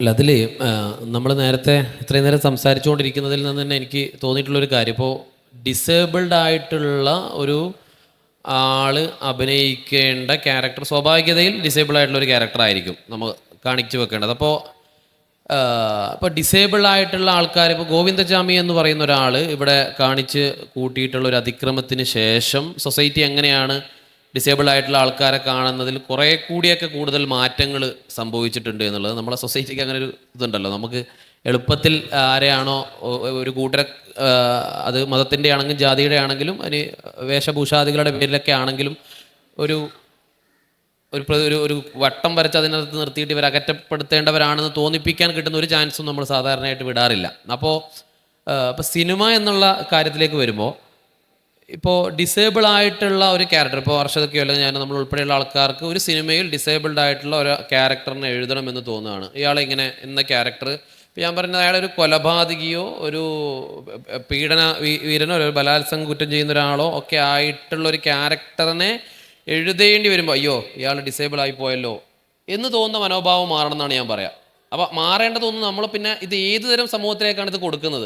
ഇപ്പം ആ സൊസൈറ്റിയെ മാറ്റിയെടുക്കാനുള്ളത് ഇങ്ങനെ സ്വിച്ചിട്ട പോലെ അല്ലെങ്കിൽ ഒരു രാത്രി കൊണ്ട് മാറുന്ന ഒന്നല്ല. ഞാൻ പറഞ്ഞത് അങ്ങനെ ഒരു കള്ളനെ, ഒരു പിടിച്ചുപറിക്കാരനെ, ഒരു മോശം സ്വഭാവം എന്ന് നമ്മൾ പറയുന്ന ഒരു ക്യാരക്ടറിലേക്ക് കൂടി ഡിസേബിൾഡ് എന്ന് നമ്മൾ പറയുന്ന ആൾക്കാരെ എഴുതാൻ, അത് ഉൾക്കൊള്ളാനും പറ്റുന്ന കോലത്തിലേക്കുള്ള ഒരു സൊസൈറ്റി ആയിട്ട് നമ്മൾ വളരേണ്ടതുണ്ട് എന്നുള്ളതാണ്. അതായത് എല്ലാം തികഞ്ഞ ആൾക്കാർ മാത്രം എല്ലാ ക്യാരക്ടറുകളും ചെയ്യേണ്ടി വരികയും എല്ലാം നമുക്ക് കഴിയുമെന്ന് വിശ്വസിക്കുന്ന ആൾക്കാർ ഡിസേബിൾഡ് ആയിട്ട് അഭിനയിക്കുകയും ചെയ്യേണ്ടി വരുമ്പോൾ ഉണ്ടാവുന്ന പ്രശ്നങ്ങളെക്കുറിച്ചാണ് നമ്മൾ ചർച്ച ചെയ്തത്. ഞാൻ പറയാൻ ആഗ്രഹിക്കുന്നത്, ഡിസേബിൾഡ് ആയിട്ടുള്ള ഒരാൾക്ക് അഭിനയിക്കാനും അതേപോലെ തന്നെ ഡിസേബിൾഡ് ആയിട്ടുള്ള ഒരു ക്യാരക്ടറിന് ഏത് കോലത്തിലുള്ള സിനിമാ സവിശേഷമായ സ്വഭാവങ്ങൾ കൈകാര്യം ചെയ്യാനും പറ്റുന്ന അത്രയും വലിപ്പം നമ്മുടെ എഴുതുന്ന ആൾക്കാർക്കും എടുക്കുന്ന ആൾക്കാർക്കും അത് കാണുന്ന ആൾക്കാർക്ക്, ഇത് ആരാണ് കാണുന്നത്. ഇപ്പോൾ ഏതൊരു സാധനവും നമ്മൾ ഒരു മാർക്കറ്റിലേക്ക് വെക്കുമ്പോൾ, ഒരു കാഴ്ചക്കാരനേക്ക് മുമ്പിലേക്ക് വെക്കുമ്പോൾ, ഇത് ഇപ്പം നമ്മളിപ്പോൾ സിനിമ എഴുതുമ്പോൾ തന്നെ ഇപ്പം എല്ലാവരും ഞാൻ പറയുന്നില്ല, മറിച്ച് നമ്മൾ ആലോചിക്കുക, ഈ സീൻ വരുമ്പോൾ, ഈ സംഭാഷണം വരുമ്പോൾ എന്താ. ഇപ്പോൾ നേരത്തെ കടുവയുടെ കാര്യം പറഞ്ഞപ്പോൾ അർഷദൊക്കെ പറഞ്ഞു, ചിലപ്പോൾ അവർ ആലോചിച്ചിട്ട് തന്നെ ഉണ്ടാവില്ല എന്ന് പറയുന്നത് നമ്മൾ ഉൾപ്പെടുന്ന സിനിമാക്കാർക്ക് അത്ര തന്നെ ബോധമേ ഇതിനകത്തുള്ളൂ എന്നുള്ളതിൻ്റെ കൂടി ഒരു റിഫ്ലക്ഷനാണ്. അപ്പോൾ അങ്ങനെയല്ല വേണ്ടതെന്നും നമ്മൾ ചിലപ്പോഴൊക്കെ ആലോചിക്കേണ്ടതുണ്ട് എന്നുള്ളതുമാണ്. അപ്പോൾ അങ്ങനെ നമ്മൾ ആലോചിച്ച് എഴുതിയിട്ട് നമ്മളെപ്പോഴും ആലോചിക്കുക സ്വാഭാവികതയിൽ. ഇപ്പോൾ കഴിഞ്ഞ തൊട്ടുമുമ്പത്തെ ഇവിടെ ഫെസ്റ്റിവൽ നടന്ന സമയത്ത് ഇപ്പോൾ ഈ എക്കോയും ഒക്കെ ചെയ്തിട്ടുള്ള അതിൻ്റെ ബാഹുൽ ഇവിടെ പറഞ്ഞു, പ്രേക്ഷകനെ കുറിച്ച് ഇയാൾ എന്ത് ചിന്തിക്കുന്നു വിചാരിച്ചിട്ട് ഒരു എഴുത്തുകാരൻ എഴുതാൻ നിന്ന് കഴിഞ്ഞാൽ അത് ആ ക്രിയേറ്റിവിറ്റിയെ ബാധിക്കുകയും നമ്മൾ ഉദ്ദേശിക്കുന്ന രീതിയിലുള്ള ഒരു നല്ല റിസൾട്ട് കിട്ടണമെന്നില്ല എന്നും പറഞ്ഞു. അപ്പോൾ അതേ ആൾ തന്നെ ഇപ്പോൾ ബാഹുൽ തന്നെ കുറച്ച് പറയേണ്ടി വരുന്നത് ഇവിടുത്തെ സെൻസറിങ്ങിനെ കുറിച്ചാണ്. ഇവിടെ സെൻസർ ചെയ്യപ്പെടുമോ എന്ന് ആലോചിച്ച് ചില ഡയലോഗുകൾ, എന്നാൽ നമ്മൾ പ്രേക്ഷകനിലേക്കാണല്ലോ സിനിമ കൊടുക്കുക. അപ്പോൾ പ്രേക്ഷകനെ ആലോചിക്കാതിരിക്കുകയും സെൻസർ ബോർഡിനെ കുറിച്ച് ആലോചിക്കുകയും ചെയ്യുന്ന ഒരു കാലത്താണ് നമ്മളുള്ളത്. അപ്പോൾ എഴുതുമ്പോൾ തന്നെ സെൻസറിങ് വരണം എന്നുള്ളത്. ഇപ്പോൾ അത്ഭുത ദ്വീപിൻ്റെ കാര്യം പറഞ്ഞപ്പോൾ ഞാനിങ്ങനെ ആലോചിക്കുകയായിരുന്നു. അത്ഭുത ദ്വീപ് എന്നാണ് അതിൻ്റെ പേര്. നമുക്കതൊരു അത്ഭുത കൂട്ടമാണ്. ഡിസേബിൾ ആയിട്ടുള്ള ആൾക്കാർ എന്ന് പറയുന്നത് ഒരു നമ്മളുടേത് അല്ലാത്ത, നമ്മൾ അനുഭവിക്കാത്ത, നമുക്ക് പരിചയമില്ലാത്ത എല്ലാം നമുക്ക് നമ്മുടെ സൊസൈറ്റിക്ക് അത്ഭുതമാണ്. അപ്പോൾ അത്ഭുത ദ്വീപ് എന്നുള്ള സിനിമയിൽ ഒരു കൂട്ടം ഉയരം കുറഞ്ഞ ആൾക്കാരെ കാണിച്ചിട്ട് അവർ സത്യത്തിൽ അർഹിക്കുന്നതല്ല ഉയരക്കൂടുതലുള്ള പെണ്ണിനെ കല്യാണം കഴിക്കേണ്ടതും പ്രണയിക്കേണ്ടതും സത്യത്തിൽ ഉയരമുള്ളവനാണ് എന്നാണ് ആ സിനിമ പറഞ്ഞു വെക്കുന്ന ഏറ്റവും ക്രൂരമായ യാഥാർത്ഥ്യം. അപ്പോൾ ഞാൻ പറഞ്ഞത്, ഉയരക്കുറവുള്ളവന്, ഡിസബിലിറ്റി ഉള്ളവന്, സംസാരിക്കാൻ പറ്റാത്തവന്, കേൾക്കാൻ പറ്റാത്തവന്, പറയാൻ പറ്റാത്തവന്, ഇരിക്കാനും കിടക്കാനും പറ്റാത്തവന്, നടക്കാൻ പറ്റുന്നവന്, കേൾക്കുന്നവന്, പറയുന്നവന് എല്ലാം മനുഷ്യരാണ്. ഈ ആൾക്കാർക്കെല്ലാം കാമവും പ്രണയവും ദേഷ്യവും പകയും വിദ്വേഷവും എല്ലാം ഉണ്ട്. ഞാൻ പറഞ്ഞത് അങ്ങനെ ഒരു സാധാരണ ഭാഷയിലേക്ക്, സാധാരണത്വത്തിലേക്ക്, ജീവിത ഭാഷയിലേക്ക് കൊണ്ടുവരികയും സിമ്പതി എന്നുള്ളത് പൂർണ്ണമായും തുടച്ചു നീക്കപ്പെടുന്ന കോലത്തിലേക്ക് കൂടി നമ്മളത് മാനുഷികത, ഞാൻ പറഞ്ഞ മനുഷ്യത്വം വേണമെന്നുള്ളതിനപ്പുറത്ത് ചിലപ്പോൾ നമ്മൾ ഇപ്പോൾ കല്യാണത്തിൻ്റെയൊക്കെ അടുത്ത് നമ്മൾ നല്ല തിരക്കുണ്ടാകും കൈ കഴുകാൻ, ഭക്ഷണം കഴിഞ്ഞിട്ട്. ഭക്ഷണം കഴിച്ച് കൈ കഴുകാൻ പോകുന്ന സമയത്ത് നമ്മളിങ്ങനെ കൈ കഴുകിക്കൊണ്ടിരിക്കെ ഇപ്പോൾ ഒരു ജാറിൽ നിന്നാണ് വെള്ളം കോരിയെടുക്കുന്നതെങ്കിൽ ആ പാട്ടങ്ങനെ കഴുകി കഴിഞ്ഞിട്ട് പാട്ടാന്നാണ് നമ്മൾ അതിലേക്ക് എടുത്തിട്ട് തൊട്ട് പിറകിൽ വരുന്ന ഒരാൾക്ക് കൂടി ആ വെള്ളം നമ്മൾ എടുത്ത് കൊടുത്ത് നമ്മൾ മാറി നിൽക്കുകയാണെങ്കിൽ ഞാൻ പറഞ്ഞ അതിൽ കാണിക്കുന്ന ഒരു കരുതലുണ്ട്. അത്ര തന്നെ കരുതലേ ബാക്കി ഈ പറഞ്ഞ ആൾക്കാർക്കും കാണിക്കേണ്ടതുള്ളൂ എന്നാണ് ഞാൻ വിശ്വസിക്കുന്നത്. പ്രത്യേകിച്ച് അതല്ലാതെ, ഞാൻ നേരത്തെ വീണ്ടും പറഞ്ഞതിലേക്ക് തിരിച്ചെന്ന്, അതല്ലാത്തത് എന്തോ കൂടുതൽ നമ്മൾ ഇവരോട് കാണിക്കേണ്ടതുണ്ട് എന്നുള്ളത്. ഇപ്പോൾ ഫെസ്റ്റിവലിൻ്റെ കാര്യങ്ങൾ പറയും. ഇപ്പോൾ ഇവിടെ ഇതിന് മുമ്പുള്ള ഫെസ്റ്റിവൽ നടക്കുമ്പോഴും, ഇപ്പോൾ ഞാൻ ഇന്നലെ ഫെസ്റ്റിവൽ മാതൃഭൂമിയിൽ പങ്കെടുത്തപ്പോഴും നമുക്ക് ശബ്ദ പരിമിതി അല്ലെങ്കിൽ കേൾവി പരിമിതി, സംസാരിക്കാൻ ബുദ്ധിമുട്ടുള്ള ആൾക്കാർക്ക് ഇങ്ങനെ ഒരാൾ ഇവിടെ നിന്ന് കമ്മ്യൂണിക്കേറ്റ് ചെയ്യുന്നത് ഇതൊരു തരം ഇൻക്ലൂസീവാണ്. ഇത് നമ്മൾ ചില ചാനലുകളിൽ നമ്മൾ കാണാറുണ്ട്, വാർത്ത വായിക്കുന്നത്, ചില പരിപാടികൾ അവതരിക്കുമ്പോഴും.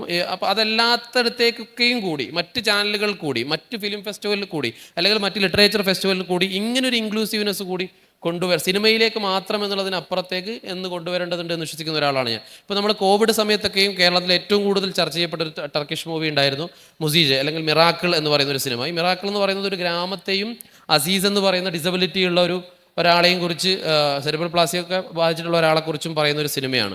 അപ്പോൾ അതിൽ കൃത്യമായിട്ട് ആ സിനിമ കാണുന്ന സമയത്ത് നമുക്ക് മനസ്സിലാക്കാൻ പറ്റുന്നത് ഈ ഒരു ഗ്രാമം എന്ന് പറയുന്ന ഒരു തരം റെപ്രസെൻറ്റേഷനാണ്. സത്യത്തിൽ ഈ ഞാൻ നേരത്തെ പറഞ്ഞതുപോലെ പ്രശ്നം മുഴുവൻ ഈ ഗ്രാമത്തിനാണ്, അസീസിനല്ല എന്ന് സിനിമ കഴിയുമ്പോൾ. 2 ഭാഗമായിട്ടാണ് ആ സിനിമ ഇറങ്ങിയിട്ടുള്ളത്.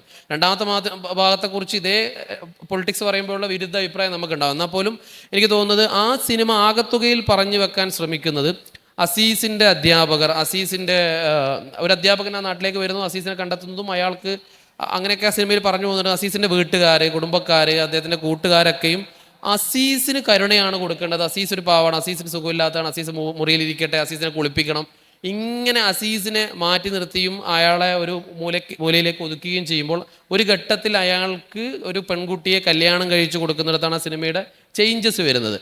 അവസാനം അയാൾ എത്രത്തോളം അതായത് നമ്മൾ തിരിച്ചറിയേണ്ട കൂടെ ഒരു ഡിസബിലിറ്റി ഉള്ള അല്ലെങ്കിൽ ഡിസബിലിറ്റി പേഴ്സൺ ആയിട്ടുള്ള ആൾക്കാരുടെ ഒപ്പം നിൽക്കുന്ന ആൾക്കാരാര് എന്നുള്ളതും വലിയ ചോദ്യമാണ്. നമ്മൾ അവരെ കൂടി ഇൻക്ലൂഡ് ചെയ്യാൻ പറ്റുന്ന തലത്തിലേക്ക് നമ്മുടെ സൊസൈറ്റി മാറാൻ സിനിമയ്ക്ക് എന്തൊക്കെ ചെയ്യാൻ പറ്റും? ഇപ്പോൾ ഈ പറഞ്ഞതുപോലെ എത്രത്തോളം ബാധിക്കുന്നുണ്ട് മാർക്കറ്റിംഗ്, അല്ലെങ്കിൽ നമ്മൾ ഒരു ഡിസബിൾ ആയിട്ടുള്ള ഒരാളൊരു സിനിമക്കകത്തേക്ക് കാണിക്കുമ്പോൾ,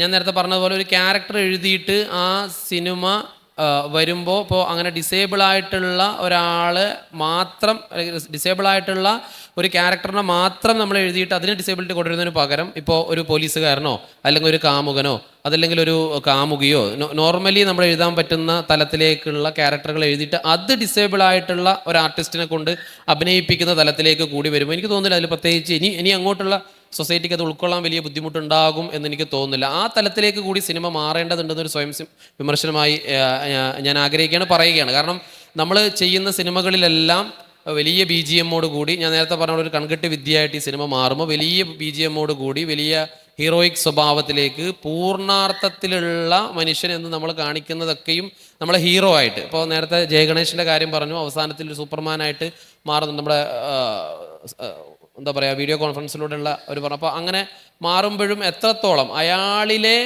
ഇപ്പോൾ ഒരു ഗ്രാഫിക് ഡിസൈനറായിട്ട് മാറിയിട്ട് പോലും അയാൾക്ക് ആ വീൽ ചെയറിൽ ഇരിക്കുന്നതിൽ ഭയങ്കരമായി ബുദ്ധിമുട്ടുണ്ട് എന്ന്, ഭയങ്കര പ്രശ്നമാണ് എനിക്കിതെന്നും ഇതല്ലാതെ എന്തോ എനിക്ക് ചെയ്യാനുണ്ട് എന്നുള്ളതിനപ്പുറത്ത് ഇതിനോട് താതാത്മ്യം പ്രാപിക്കുകയും ഇത് സാധാരണ എനിക്ക് ഈ സൊസൈറ്റിയിൽ മറ്റെല്ലാവരും ചെയ്യുന്നത് പോലെ ചെയ്യാനുള്ള ഒരു പ്രതലം ഇവിടെ ഉണ്ടാവേണ്ടതുണ്ടെന്നും അങ്ങനെ ഒരു ഇൻക്ലൂസീവിലേക്ക് നമ്മൾ മാറേണ്ടതുണ്ട് എന്നും കാണിക്കാൻ പറ്റുന്ന കോലത്തിലേക്ക് സിനിമയും എഴുത്തും അഭിനയവും എല്ലാ തരത്തിലും ആ സിനിമ സൊസൈറ്റി മാറണം നമ്മൾ പറയുമ്പോൾ വളരെ പാകപ്പെട്ട ഒരു രീതിയിലേക്ക് സൊസൈറ്റി പതുക്കെ വരുമ്പോൾ അവർക്ക് കൊടുക്കാൻ പാകത്തിലുള്ള സിനിമകളും കഥാപാത്രങ്ങളും കൂടി സിനിമാക്കാർ ഉണ്ടാക്കിയെടുക്കേണ്ടതുണ്ട് എന്നുള്ളതാണ് എനിക്ക് തോന്നുന്നത്.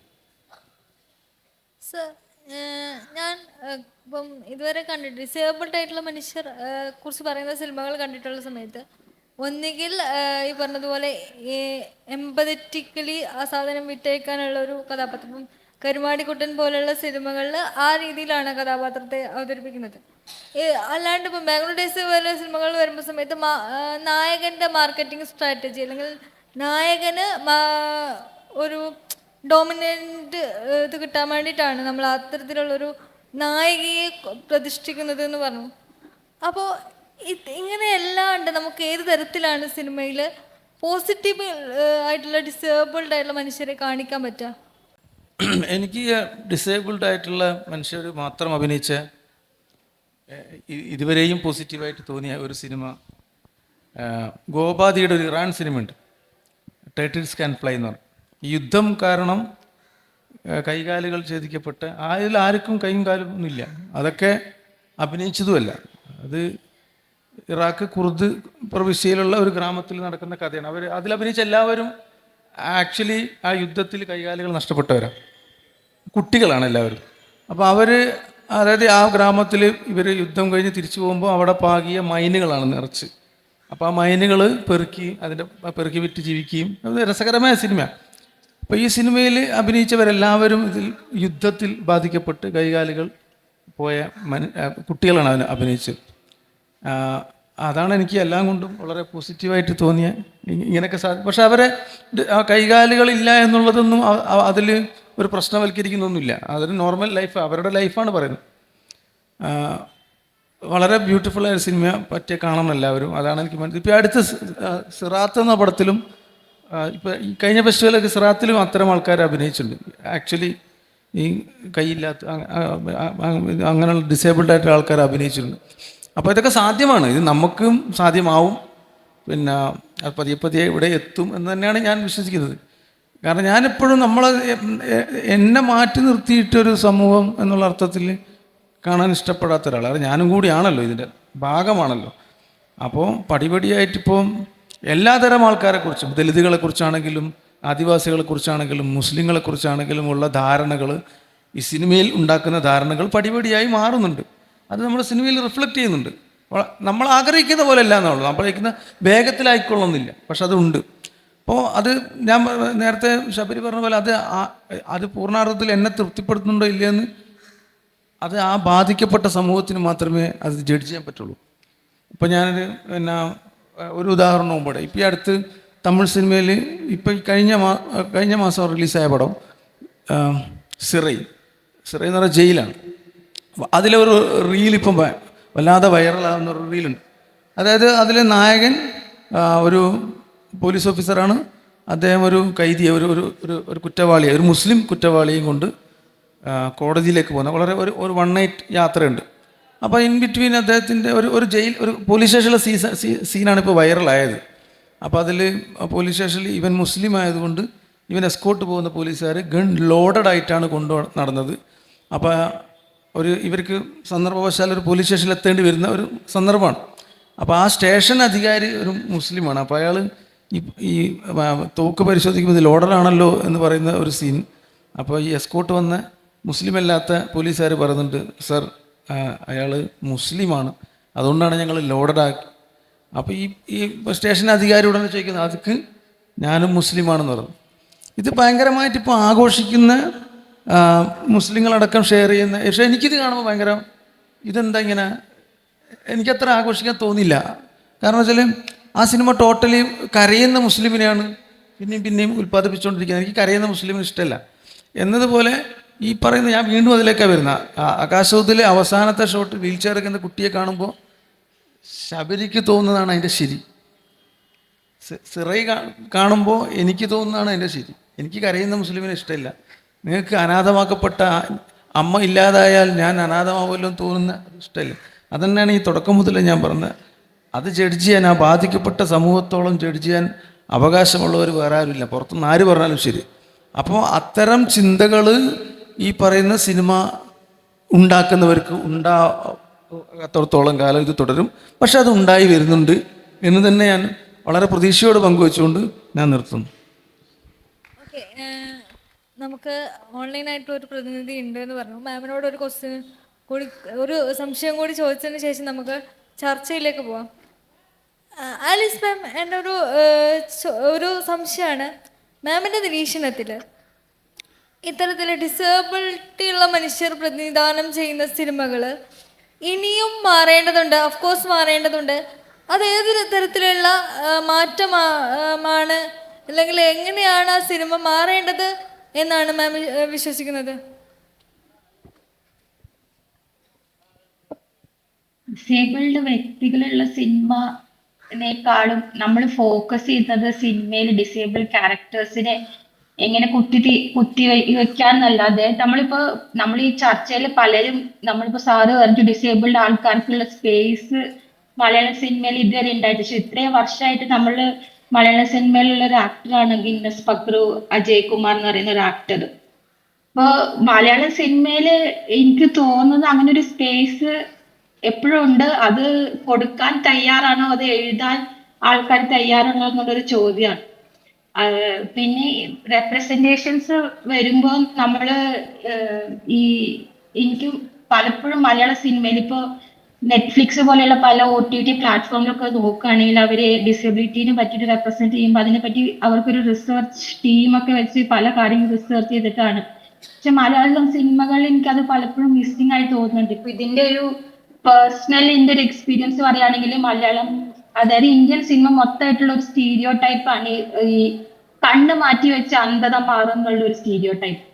ഇപ്പൊ നമ്മൾ നോക്കുകയാണെങ്കിൽ ഞാൻ ഒരു വിഷ്വൽ ഇമ്പയർഡ് ആയുള്ള എനിക്ക് പലപ്പോഴും ഞാൻ വളർന്നു വന്നപ്പോൾ എനിക്ക് പലപ്പോഴും വിചാരിച്ചിരുന്നത് കുഞ്ഞിക്കുന സിനിമയിലെ നവ്യ നായർ പോലെ കണ്ണ് മാറ്റി വെച്ച് കാഴ്ച വരും, അല്ലെങ്കിൽ വാസന്തി ലക്ഷ്മിയും പോലെ കലാഭമണി കണ്ണ് മാറ്റി വെച്ചു. പക്ഷെ അങ്ങനെ ഒരു പല സ്റ്റീരിയോ ടിപ്പിക്കൽ ഒരു ഇതാണ് അത്. പക്ഷെ നമ്മളിപ്പോ ഒരു ബേസിക് ഒരു റിസർച്ച് ചെയ്ത് കഴിഞ്ഞാൽ അറിയാം അന്ധത ഒരിക്കലും ജസ്റ്റ് അത് മാത്രമല്ല. ഇപ്പൊ എനിക്ക് തോന്നുന്നത് സിനിമകൾ വരണം, പക്ഷെ നമ്മൾ അതിനുള്ള ഒരു വർക്ക് സിനിമയിൽ പ്രവർത്തിക്കുന്ന ആൾക്കാർ അതിനുള്ള ഒരു ബേസിക് റിസർച്ച് ചെയ്ത്, പക്ഷെ നമ്മളിപ്പോ നോക്കുകയാണെങ്കിൽ പല അസുഖങ്ങളെ പറ്റിയുള്ള സിനിമ, ഇപ്പൊ തന്മാത്ര പോലെയുള്ള സിനിമകളൊക്കെ ചെയ്യുമ്പോൾ കാര്യമായിട്ട് റിസർച്ച് ചെയ്ത സിനിമ നമുക്കത് അൽസൈമേഴ്സ് ഡിസീസിനെ പറ്റിയിട്ട്.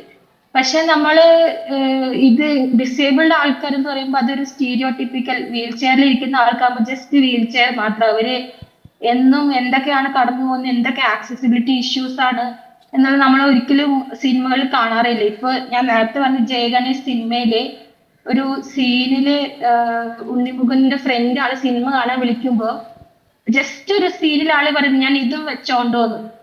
അതായത് വീൽ ചെയർ വെച്ച് നമുക്ക് പല സ്ഥലത്തും ഇന്ത്യയിൽ പല മൾട്ടിപ്ലക്സ് കോംപ്ലക്സിൽ പോലും ഇപ്പൊ നമുക്ക് സിനിമ കാണാനുള്ള സ്പേസ് ഇല്ല ഡിസേബിൾഡ് വീൽ ചെയർ യൂസേഴ്സിന്. അതൊന്നും നമ്മൾ സിനിമക്കാർ അറിയുന്നുണ്ടോന്ന് എനിക്കറിയില്ല. നമ്മൾ പലപ്പോഴും ഡിസേബിൾഡ് ഓർഗനൈസേഷനിൽ വർക്ക് ചെയ്യുന്ന ആൾക്കാരൊക്കെ ഇതിനെ പറ്റിയിട്ടൊക്കെ ചർച്ച ചെയ്യുമ്പോൾ സിനിമയിൽ നമ്മളതിനെ സൂപ്പർ ഹീറോസ് ആയിട്ടും രക്ഷകരായിട്ടും ഇത് സാക്രിഫൈസ് ചെയ്യുന്ന ആൾക്കാരായിട്ടും മാത്രം കാണിക്കാതെ നമ്മൾ ഡേ ടു ഡേ എന്തൊക്കെയാണ് ആൾക്കാര് ജീവിച്ചു പോകുന്നത് എന്ന് നമ്മൾ ഭയങ്കര മിസ്സിംഗ് ആയിട്ട് എനിക്ക് പലപ്പോഴും തോന്നിയിട്ടുണ്ട്.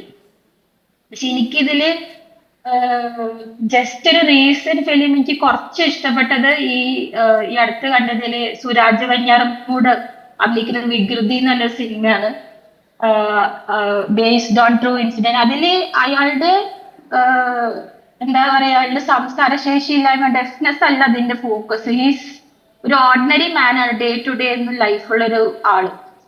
അതിൽ ഡിസബിലിറ്റി ഫോക്കസ് വരുന്നത് ചെറുതായിട്ടുണ്ടെങ്കിലും പക്ഷെ എനിക്ക് അത് ഭയങ്കര ഇഷ്ടപ്പെട്ട ഒരു സിനിമയാണ്. എന്നും ജോലിക്ക് പോകുന്ന മക്കളെ നോക്കുന്ന ഫാമിലിയിലുള്ള ഒരു ഡിസേബിൾഡ് ആൾ, അങ്ങനെയുള്ള ഡിസേബിൾഡ് ആൾക്കാരെ ഇനി വരട്ടെ എന്നാണ് എൻ്റെ ഒരു ആഗ്രഹം. Okay, thank you ma'am.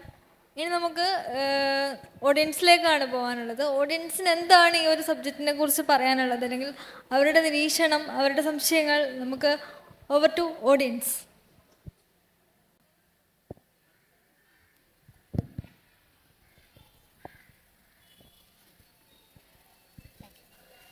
Hello, എല്ലാവർക്കും നമസ്കാരം.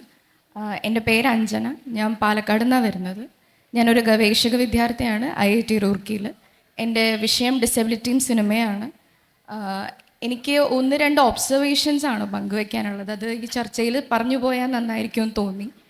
ഒന്നെന്ന് പറയുന്നത്, ഡിസബിലിറ്റി റെപ്രസെൻറ്റ് ചെയ്യപ്പെടുമ്പോൾ ഏറ്റവും കൂടുതൽ പ്രിക്കോഷൻസ് എന്നുള്ള, ഞാൻ വിത്തിൻ കോട്ട്സ് ആണ് പറയുന്നത്, പ്രിക്കോഷൻസ് എടുക്കപ്പെടുന്നത് എനിക്ക് തോന്നുന്നു താരങ്ങൾ ഡിസേബിൾഡ് ആയിട്ടുള്ള ക്യാരക്ടേഴ്സായി വരുമ്പോൾ ആണ് എന്ന് തോന്നുന്നുണ്ട്. അതായത് ഒരു താരമാണ് ഡിസേബിൾഡ് കഥാപാത്രത്തെ അവതരിപ്പിക്കുമ്പോൾ ഏറ്റവും കൂടുതൽ യൂസ് ചെയ്യപ്പെടുന്ന ഒരു ട്രോപ്പ് ഡബിൾ റോൾ എന്നുള്ളൊരു കാറ്റഗറിയാണ്. അതായത് ഒരാൾ ഡിസേബിൾഡ് ആയിരിക്കുമ്പോൾ ഒരു നോൺ ഡിസേബിൾഡ് ആയിട്ടുള്ള ഒരു ഓഡിയൻസിനെ പ്രീതിപ്പെടുത്താൻ വേണ്ടിയിട്ട് ഉണ്ടാക്കുന്ന ഒരു ക്യാരക്ടറായിട്ടാണ് ഈ ഒരു ഡബിൾ റോൾ ട്രോപ്പിനെ ഞാൻ കാണുന്നത്. അതൊരു കാര്യം. പിന്നെയെന്ന് പറയുന്നത് ഈ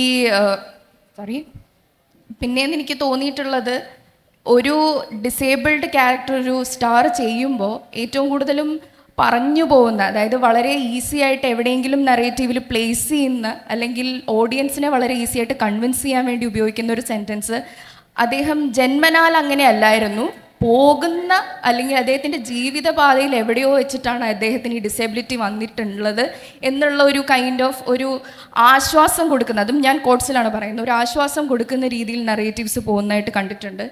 പിന്നെ ഒരു കാര്യം, വളരെ കൺവിൻസിങ് ആയിട്ട് അല്ലെങ്കിൽ ഇതിൻ്റെ ഒരു റീച്ച് കൂട്ടാൻ എപ്പോഴും ഫാൻസ് അസോസിയേഷൻസ് വളരെയധികം ഇതിലൊരു ഒരു ഘടകമാണെന്ന് തോന്നിയിട്ടുണ്ട്. അതായത് ഇങ്ങനെ ഒരു ക്യാരക്ടർ, അതായത് ഡിസേബിൾഡ് ആയിട്ടുള്ള ഒരു ക്യാരക്ടർ വന്നാലും സോ കോൾഡ്, ഇപ്പോൾ സാറ് പറഞ്ഞിട്ടുണ്ടായിരുന്നു മാർക്കറ്റ് അല്ലെങ്കിൽ ഒരു എന്താ പറയുക, ഒരു സിനിമ ലൈക്ക് ഒരു പ്രൊഡക്റ്റായി മുന്നിലേക്ക് വരുമ്പോഴത്തേക്കും അതിൻ്റെ എല്ലാ എസെൻഷ്യൽസും അത് മുന്നോട്ട് കൊണ്ടുപോകണം. എന്നാൽ മാത്രമേ നമുക്കൊരു ബോക്സ് ഓഫീസ് ഹിറ്റ് എന്ന് പറയുന്നൊരു ഒരു കാറ്റഗറിയിലേക്ക് നമുക്ക് എത്താൻ പറ്റൂ എന്ന് പറയുമ്പോൾ, നമ്മൾ സ്റ്റാർ ബോഡിയിലേക്ക് അധികം എത്രത്തോളം ഡിസേബിലിറ്റി കൊണ്ടുവരും എന്നുള്ളതും ഒരു ചോദ്യമാണ്. ഇപ്പോൾ ഫോർ എക്സാമ്പിൾ ഞാൻ രാജമാണിക്യം എടുത്ത് ഞാൻ സംസാരിക്കുകയാണ്. ഇപ്പോൾ മമ്മൂക്കയ്ക്ക് കൂളിംഗ് ഗ്ലാസ് ഒരു വീക്ക്നെസ് ആണെന്ന് നമുക്ക് എല്ലാവർക്കും അറിയാം. ആ സിനിമയിൽ വളരെ കൺവീനിയൻ്റായി, ഞാൻ കൺവീനിയൻറ്റ് വിത്തിൻ കോട്ട്സ് ആണ് ഞാൻ പറയുന്നത്, കൺവീനിയൻ്റായി അതിനെ യൂസ് ചെയ്യുമ്പോഴത്തേക്കും നിങ്ങളുടെ താരത്തിനൊന്നും സംഭവിച്ചിട്ടില്ല എന്ന് പറയാതെ പറഞ്ഞു പോകുന്ന നെറേറ്റീവ്സ് നമ്മുടെ ചുറ്റും ഉണ്ട്.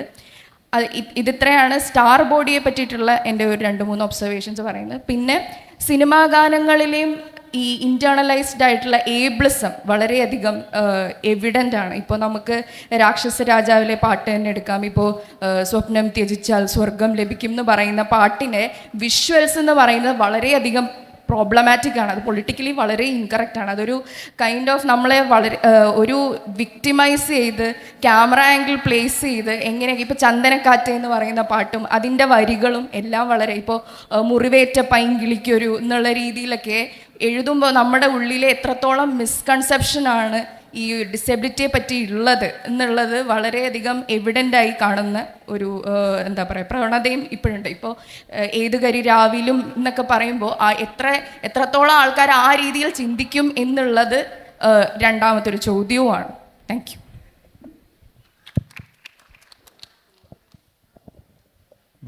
Thank you. എനിക്ക് 1-2 എൻ്റെ ഭാഗത്തുനിന്ന് എനിക്ക് തോന്നുന്ന കാര്യങ്ങളാണ്. ഈ നിരീക്ഷണങ്ങളോടുള്ള എൻ്റെ പ്രതികരണങ്ങളായിട്ട് എടുത്താൽ മതി. ഡിസബിലിറ്റി റോളുകളിലെ ട്രോപ്പാണ് ഡബിൾ റോൾ എന്ന് എനിക്ക് തോന്നുന്നില്ല. അത് നേരെ തിരിച്ചാണ് തോന്നുന്നത്. ഡബിൾ റോൾ കഥാപാത്രങ്ങളിലെ ഒരു ട്രോപ്പാണ് ഒരാൾ ഡിസേബിൾഡും ഒരാൾ ഏബിൾഡും. കാരണം ഒരു വലിയ സ്കെയിലിൽ ഡബിൾ റോളുകളുണ്ട്. അതിൻ്റെ ഒരു പാർട്ടാണ് ഈ പറയുന്ന 2 ഇതെന്ന് തോന്നുന്നത്. പിന്നെ രാജമാണിക്യം എനിക്ക് തോന്നുന്നു കൂളിംഗ് ഗ്ലാസ് വെക്കാൻ വേണ്ടിയിട്ട് ബ്ലൈൻഡ്നെസ് വെച്ചതായിട്ട് എനിക്ക് തോന്നുന്നില്ല. അത് ലൈക്ക് ആ ക്യാരക്ടറിനൊരു കണ്ണിന് ഡാമേജ് ഉണ്ടായൊരു വ്യക്തി എന്നുള്ളതിലേക്ക് കൂളിംഗ് ഗ്ലാസിൻ്റെ ഒരു ആസ്പെക്റ്റ് എടുത്തു വെച്ചു എന്നാണ് എനിക്ക് തോന്നുന്നത്. അത് നേരെ കാരണം മറ്റേത് നമ്മൾ കഥയ്ക്കുള്ളിൽ നമ്മുടെ കോൺസ്പിരസി തിരുകുന്നത് പോലത്തെ ഒരു പരിപാടിയായിരിക്കും എന്ന് എനിക്ക് തോന്നുന്നത്. അങ്ങനെ നമുക്ക് നോക്കേണ്ട ആവശ്യമില്ല. അവരൊരു കഥ പറയുന്നു, ആ കഥയ്ക്കൊരു ലോജിക്ക് ഉണ്ടാവും, ആ കഥയ്ക്കൊരു ലോജിക്കൽ പ്രോഗ്രഷൻ ഉള്ളിടത്തോളം കാലം അതിനകത്ത് നമ്മൾ ഈ പറയുന്ന തിരിച്ച് ചിന്തിക്കേണ്ട, സ്റ്റാറുമായിട്ട് ആ കഥയെ കണക്ട് ചെയ്തിട്ട് തിരിച്ച് ചിന്തിക്കേണ്ട ആവശ്യം ഉണ്ടാവുമെന്ന് എനിക്ക് തോന്നുന്നില്ല. അത് നമ്മൾ ആ സിനിമയെ പൊളിറ്റിക്കലായിട്ട് കാണുന്നതിനെയും തെറ്റായിട്ട് ബാധിക്കും. അപ്പോൾ അങ്ങനത്തെ ഒരു ഇത് വേണ്ടെന്നാണ് എനിക്ക് തോന്നിയത്. ഒരു കാര്യം കൂടി ആഡ് ചെയ്യണമെന്ന് തോന്നി. ഇപ്പോൾ നമ്മൾ ഈ നേരത്തെ പറഞ്ഞതിലേക്കാണ് ഡിസബിലിറ്റി ഉള്ള ആൾക്കാർ അഭിനയിപ്പിക്കുന്നതുമായി വന്ന ചർച്ചയിൽ ഇപ്പോൾ പിന്നെ എനിക്ക് തോന്നിയൊരു കാര്യം, ഇപ്പോൾ കോഡ എന്ന് പറഞ്ഞൊരു സിനിമ 2021 ഓസ്കാർ കിട്ടിയ കോഡ എന്ന് പറഞ്ഞൊരു സിനിമ ഉണ്ടായിരുന്നു. അപ്പോൾ അത് മനോഹരമായൊരു സിനിമയാണ്. ഇതുപോലെ സൈൻ ലാംഗ്വേജ് ഒക്കെ ഉടനീളമുള്ള ഒരു സിനിമയാണ്. നമ്മൾ കണ്ടിട്ടില്ലെങ്കിൽ കാണേണ്ട ഒരു സിനിമയാണ്. അതിന് എനിക്ക് തോന്നുന്നു ഏകദേശം 3-4 ഓസ്കാർ അവാർഡ് കിട്ടിയിട്ടുണ്ട്. അവാർഡ് കിട്ടിയത് കൊണ്ടല്ല ഞാൻ പറഞ്ഞു, അവാർഡ് കിട്ടുമ്പോഴാണല്ലോ ഇങ്ങനെ ഒരു സിനിമ ഉണ്ട് തന്നെ നമ്മൾ തന്നെ അറിയുക. അപ്പോൾ അതിൽ അഭിനയിച്ചിട്ടുള്ള ഭൂരിഭാഗം ആൾക്കാരും കേൾവിശക്തി ഇല്ലാത്ത ആൾക്കാർ തന്നെയാണ്. അതിലൊരു മനോഹരമായൊരു സീനുണ്ട്. അതിൽ ഒരു പെൺകുട്ടി ആ വീട്ടിലാകെ കേൾക്കുന്ന സംസാരിക്കുന്ന ഒരു ഒന്നേ ഉള്ളൂ. ബാക്കി സഹോദരൻ അച്ഛനും അമ്മയൊക്കെയും ഈ പറഞ്ഞ കണക്ക് ഡിസബിലിറ്റി ഉള്ള ആൾക്കാരാണ്. അപ്പോൾ ആ ക്യാരക്ടറിന് ചുറ്റും വെച്ചിട്ടുള്ള എല്ലാ കഥാപാത്രങ്ങളും, എനിക്കൊന്ന് 100% കഥാപാത്രങ്ങളും ഡിസബിലിറ്റി പേഴ്സൺസ് തന്നെയാണ്.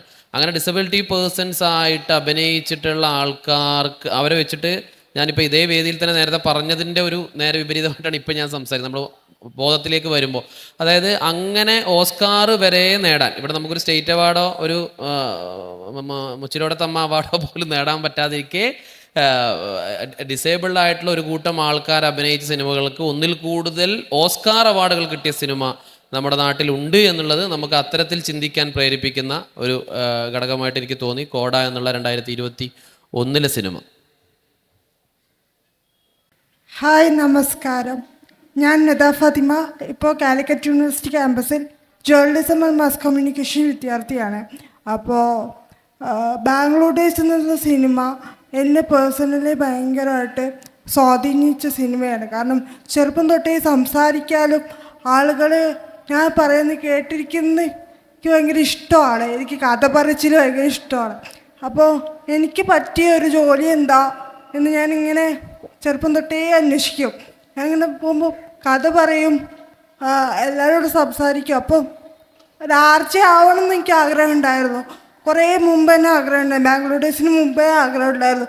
അത് സിനിമയിലെങ്കിലും നടന്നു എന്നുള്ളത് എന്നെ സംബന്ധിച്ച് ഭയങ്കര ഒരു സംഭവമായിട്ട് എനിക്ക് തോന്നിയിട്ടുണ്ട്. കാരണം അറ്റ്ലീസ്റ്റ് ആ കഥാപാത്രത്തെ ഇങ്ങ് നോക്കൂ, ആ കഥാപാത്രം എങ്കിലും ആർജെ ആവുന്നുണ്ടല്ലോ. ആ കഥാപാത്രത്തിന് ഇവിടെ പറഞ്ഞ എന്തിനതിൽ പ്ലേസ് ചെയ്തു എന്നുള്ള ചോദ്യങ്ങളൊക്കെ മാറ്റി നിർത്തിയാലും അങ്ങനൊരു പോസിറ്റീവ് നറേഷൻ വന്നൊരു സ്റ്റോറിയാണ്.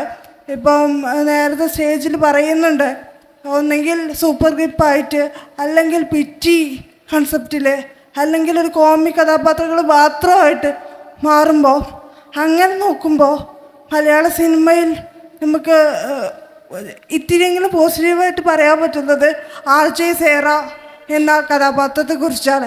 അതിൽ കുറേ കാര്യങ്ങൾ as A wheelchair user എനിക്ക് കണക്റ്റ് ആവുന്നുണ്ട്. അതായത് ആ കസിൻ എവിടെയെന്ന് ചോദിക്കുമ്പോൾ ആ കസിൻ പോയി, ആ കസിൻ്റെ കൂടെ അല്ലാതെ ഞാൻ പുറത്തൊന്നും കണ്ടിട്ടില്ല എന്നൊക്കെ പറഞ്ഞ് അത്രയും നല്ല രീതിയിൽ തന്നെ ചെറിയ സ്ക്രീൻ പ്ലേസ് ആണെങ്കിൽ പോലും ദുൽഖർ എന്ന കഥാപാത്രത്തെ പ്ലേസ് ചെയ്യാനാണെങ്കിൽ പോലും നല്ല രീതിയിലാണ് ആ കഥാപാത്രത്തെ എഴുതി വെച്ചിട്ടുള്ളത് എനിക്ക് തോന്നിയിട്ടുണ്ട്. ആ സെയിം കഥാപാത്രം, ആ സെയിം സിനിമ പിന്നീട് ഹിന്ദിയിലേക്ക് യാരിയ 2 എന്നുള്ളൊരു പേരിൽ റീമേക്ക് ചെയ്യപ്പെട്ടു. എത്ര പേരത് കണ്ടു എന്ന് എനിക്കറിയില്ല, കാണണമെന്ന് ഞാൻ പറയുകയുമില്ല. പക്ഷെ ആസ് എ ജേർണലിസം വിദ്യാർത്ഥി, ഫിലിം സ്റ്റഡീസൊക്കെ പഠിക്കുന്നതുകൊണ്ട് ഞാനത് കണ്ടു. എന്തിനു വേണ്ടിയെന്നറിയോ? ഈ സേറ എന്നൊരു കഥാപാത്രം എങ്ങനെ അതിൽ ചെയ്തു വെച്ചിട്ടുണ്ട് എന്ന് നോക്കാൻ വേണ്ടിയിട്ടാണ്. അപ്പോൾ ഞാൻ നോക്കിയപ്പോൾ ഇതിൽ ഭയങ്കര പോസിറ്റീവായിട്ട് എല്ലാവരോടും സംസാരിക്കുന്ന സേറയെ അതിലൊരു പ്രേമത്തിൻ്റെ നഷ്ടം കൊണ്ട് ആത്മഹത്യ വക്കിലെത്തിച്ച ഒരു കഥാപാത്രമായിട്ടാണ് അതിൽ ചിത്രീകരിച്ചിരിക്കുന്നത്. പേഴ്സണലി എനിക്ക് കണ്ടപ്പോൾ ഭയങ്കര ഒരു സങ്കടം തോന്നി. കാരണം ഒരു വശത്ത് എന്നെ സ്വപ്നം കാണാൻ പഠിപ്പിച്ച അതേ സിനിമ ഞാൻ നോക്കിയപ്പോൾ ബാക്കിയുള്ള പ്ലോട്ടുകളൊന്നും അവരൊരു മാറ്റവും വരുത്തിയിട്ടില്ല. ബാക്കിയുള്ള പ്ലോട്ടുകളൊക്കെ അതേപോലെ അവർ ചിത്രീകരിച്ചപ്പോൾ ഇത് മാത്രം ഒരു മാറ്റം വരുത്തി. അപ്പോൾ ഞാൻ ഇതൊരു സെമിനാറിനും കൂടി സംസാരിച്ചിരുന്നു ഈ വിഷയത്തെക്കുറിച്ച്. അപ്പോൾ എനിക്ക് തോന്നുന്നത് അവിടുത്തെ ആളുകൾ, നമ്മൾ ബോളിവുഡിനെ ഭയങ്കര ആഘോഷിക്കുന്ന മനുഷ്യരാണ്, അവിടുത്തെ പാട്ടുകളെ ആഘോഷിക്കുന്ന മനുഷ്യരാണ്. അപ്പോൾ ആ ബോളിവുഡിന് ചിലപ്പോൾ ഡിസബിലിറ്റി അങ്ങനെ ആയിരിക്കും. അങ്ങനെ നോക്കുമ്പോൾ മലയാള സിനിമ കുറേ മുന്നോട്ട് പോയിട്ടുണ്ട് എന്നാണ് എനിക്ക് തോന്നിയിട്ടുള്ളത്. പിന്നെ വേറൊരു നിരീക്ഷണം കൂടി ഞാൻ പറഞ്ഞു വെക്കട്ടെ. കടുവ എന്ന സിനിമയിൽ ആ ഡയലോഗ് എഴുതിയ ആളുകൾ പോലും വിചാരിച്ചിട്ടുണ്ടാവില്ല എന്ന് വേദിയിലിരിക്കുന്ന നിങ്ങൾ പറഞ്ഞു. അത് ശരിയാണ്. പക്ഷേ നമ്മളത് തെറ്റാണെന്ന് പറഞ്ഞു, അത് തങ്ങൾക്ക് പറ്റിയ അബദ്ധമാണെന്ന് പറഞ്ഞിട്ട് ഏറ്റവും വലിയ സൂപ്പർ സ്റ്റാർ ആയിട്ടുള്ള പൃഥ്വിരാജ് പോലും ക്ഷമാപണം നടത്തി. ഇനി അങ്ങനെയൊന്നും ഞാൻ അനുഭവിക്കുന്നത് അഭിനയിക്കുന്ന സിനിമയിൽ ഉണ്ടാവില്ല എന്നൊരു ഉറപ്പ് നൽകാൻ മലയാള സിനിമയിലെ ഒരു വലിയ താരത്തിന് കഴിഞ്ഞു. ഒരു പക്ഷേ ബോളിവുഡിലോ കോളിവുഡിലോ അത് സാധ്യമാകും എന്നെനിക്ക് തോന്നുന്നില്ല. അങ്ങനെ നോക്കുമ്പോൾ മലയാള സിനിമ ഉയർച്ചയിൽ തന്നെയാണ്. ഇതിനെക്കുറിച്ചുള്ള നിങ്ങളുടെ നിരീക്ഷണങ്ങളൊന്ന് കേട്ടാൽ കൊള്ളാമെന്നുണ്ട്. ഒന്നാമത് എനിക്ക് ഇപ്പോൾ ഡിസേബിൾഡ് ആയിട്ടുള്ള ഏത് സിനിമ കണ്ട് അവരുടെ ലൈഫ് പോസിറ്റീവായിട്ട് കണ്ടാലും എനിക്ക് സന്തോഷമേ ഉള്ളൂ. നമുക്ക് ആ പോസിറ്റീവായിട്ട് കാണുന്നതിനെതിരല്ല നമ്മൾ ആ കഥാപാത്രത്തിനെ സിനിമ എങ്ങനെ എടുത്തിരിക്കുന്നു, അതിൻ്റെ പൊളിറ്റിക്സ് എന്താണെന്ന് മാത്രമാണ് നമുക്ക് സന്തോഷമാണെന്ന്. ഇപ്പം നേരത്തെ പറഞ്ഞ അത്ഭുത ദ്വീപിൽ ആമിർ സാറ് പറഞ്ഞ പ്രശ്നമുള്ളതാണ്. ഉയരമുള്ള വ്യക്തിക്ക് മാത്രമാണ് പങ്കാളിയെ, ഉയരം കൂടിയ പെണ്ണിനെ കല്യാണം കഴിക്കാൻ അവകാശമുള്ളൂ എന്നുള്ള ഭയങ്കര ഏബിളിസ്റ്റ് ആയിട്ടുള്ള കാര്യമാണ് ആ സിനിമ പറഞ്ഞു വെക്കുന്നത്. പക്ഷെ ഞാൻ എന്തുകൊണ്ടാണ് അറിയാം അത്ഭുത ദ്വീപിനെ പോസിറ്റീവാണെന്ന് പറഞ്ഞത്. ഇത് മാത്രമായിട്ട് എടുക്കുകയാണെങ്കിൽ അത് പോസിറ്റീവാണ്. പക്ഷെ മറ്റേ സൈഡ് ആലോചിച്ച് നോക്കണേ, ആ മൊത്തം നാടിലെയും സിസ്റ്റം ആക്സസിബിളാണ്. ഈ ഡിസേബിൾഡ് ആയിട്ട് ഉള്ള വ്യക്തികൾക്ക് വേണ്ടിയിട്ട് ഡിസേബിൾഡ് ആയിട്ടുള്ള ആളുകൾ തന്നെ ഡിസൈൻ ചെയ്തെടുത്ത പൂർണ്ണമായിട്ടും ആക്സസിബിൾ ആയിട്ടുള്ള ഒരു നാട്ടിലാണ് അത്ഭുത ദ്വീപിലെ താമസക്കാരെല്ലാം ഇരിക്കുന്നത് അല്ലേ?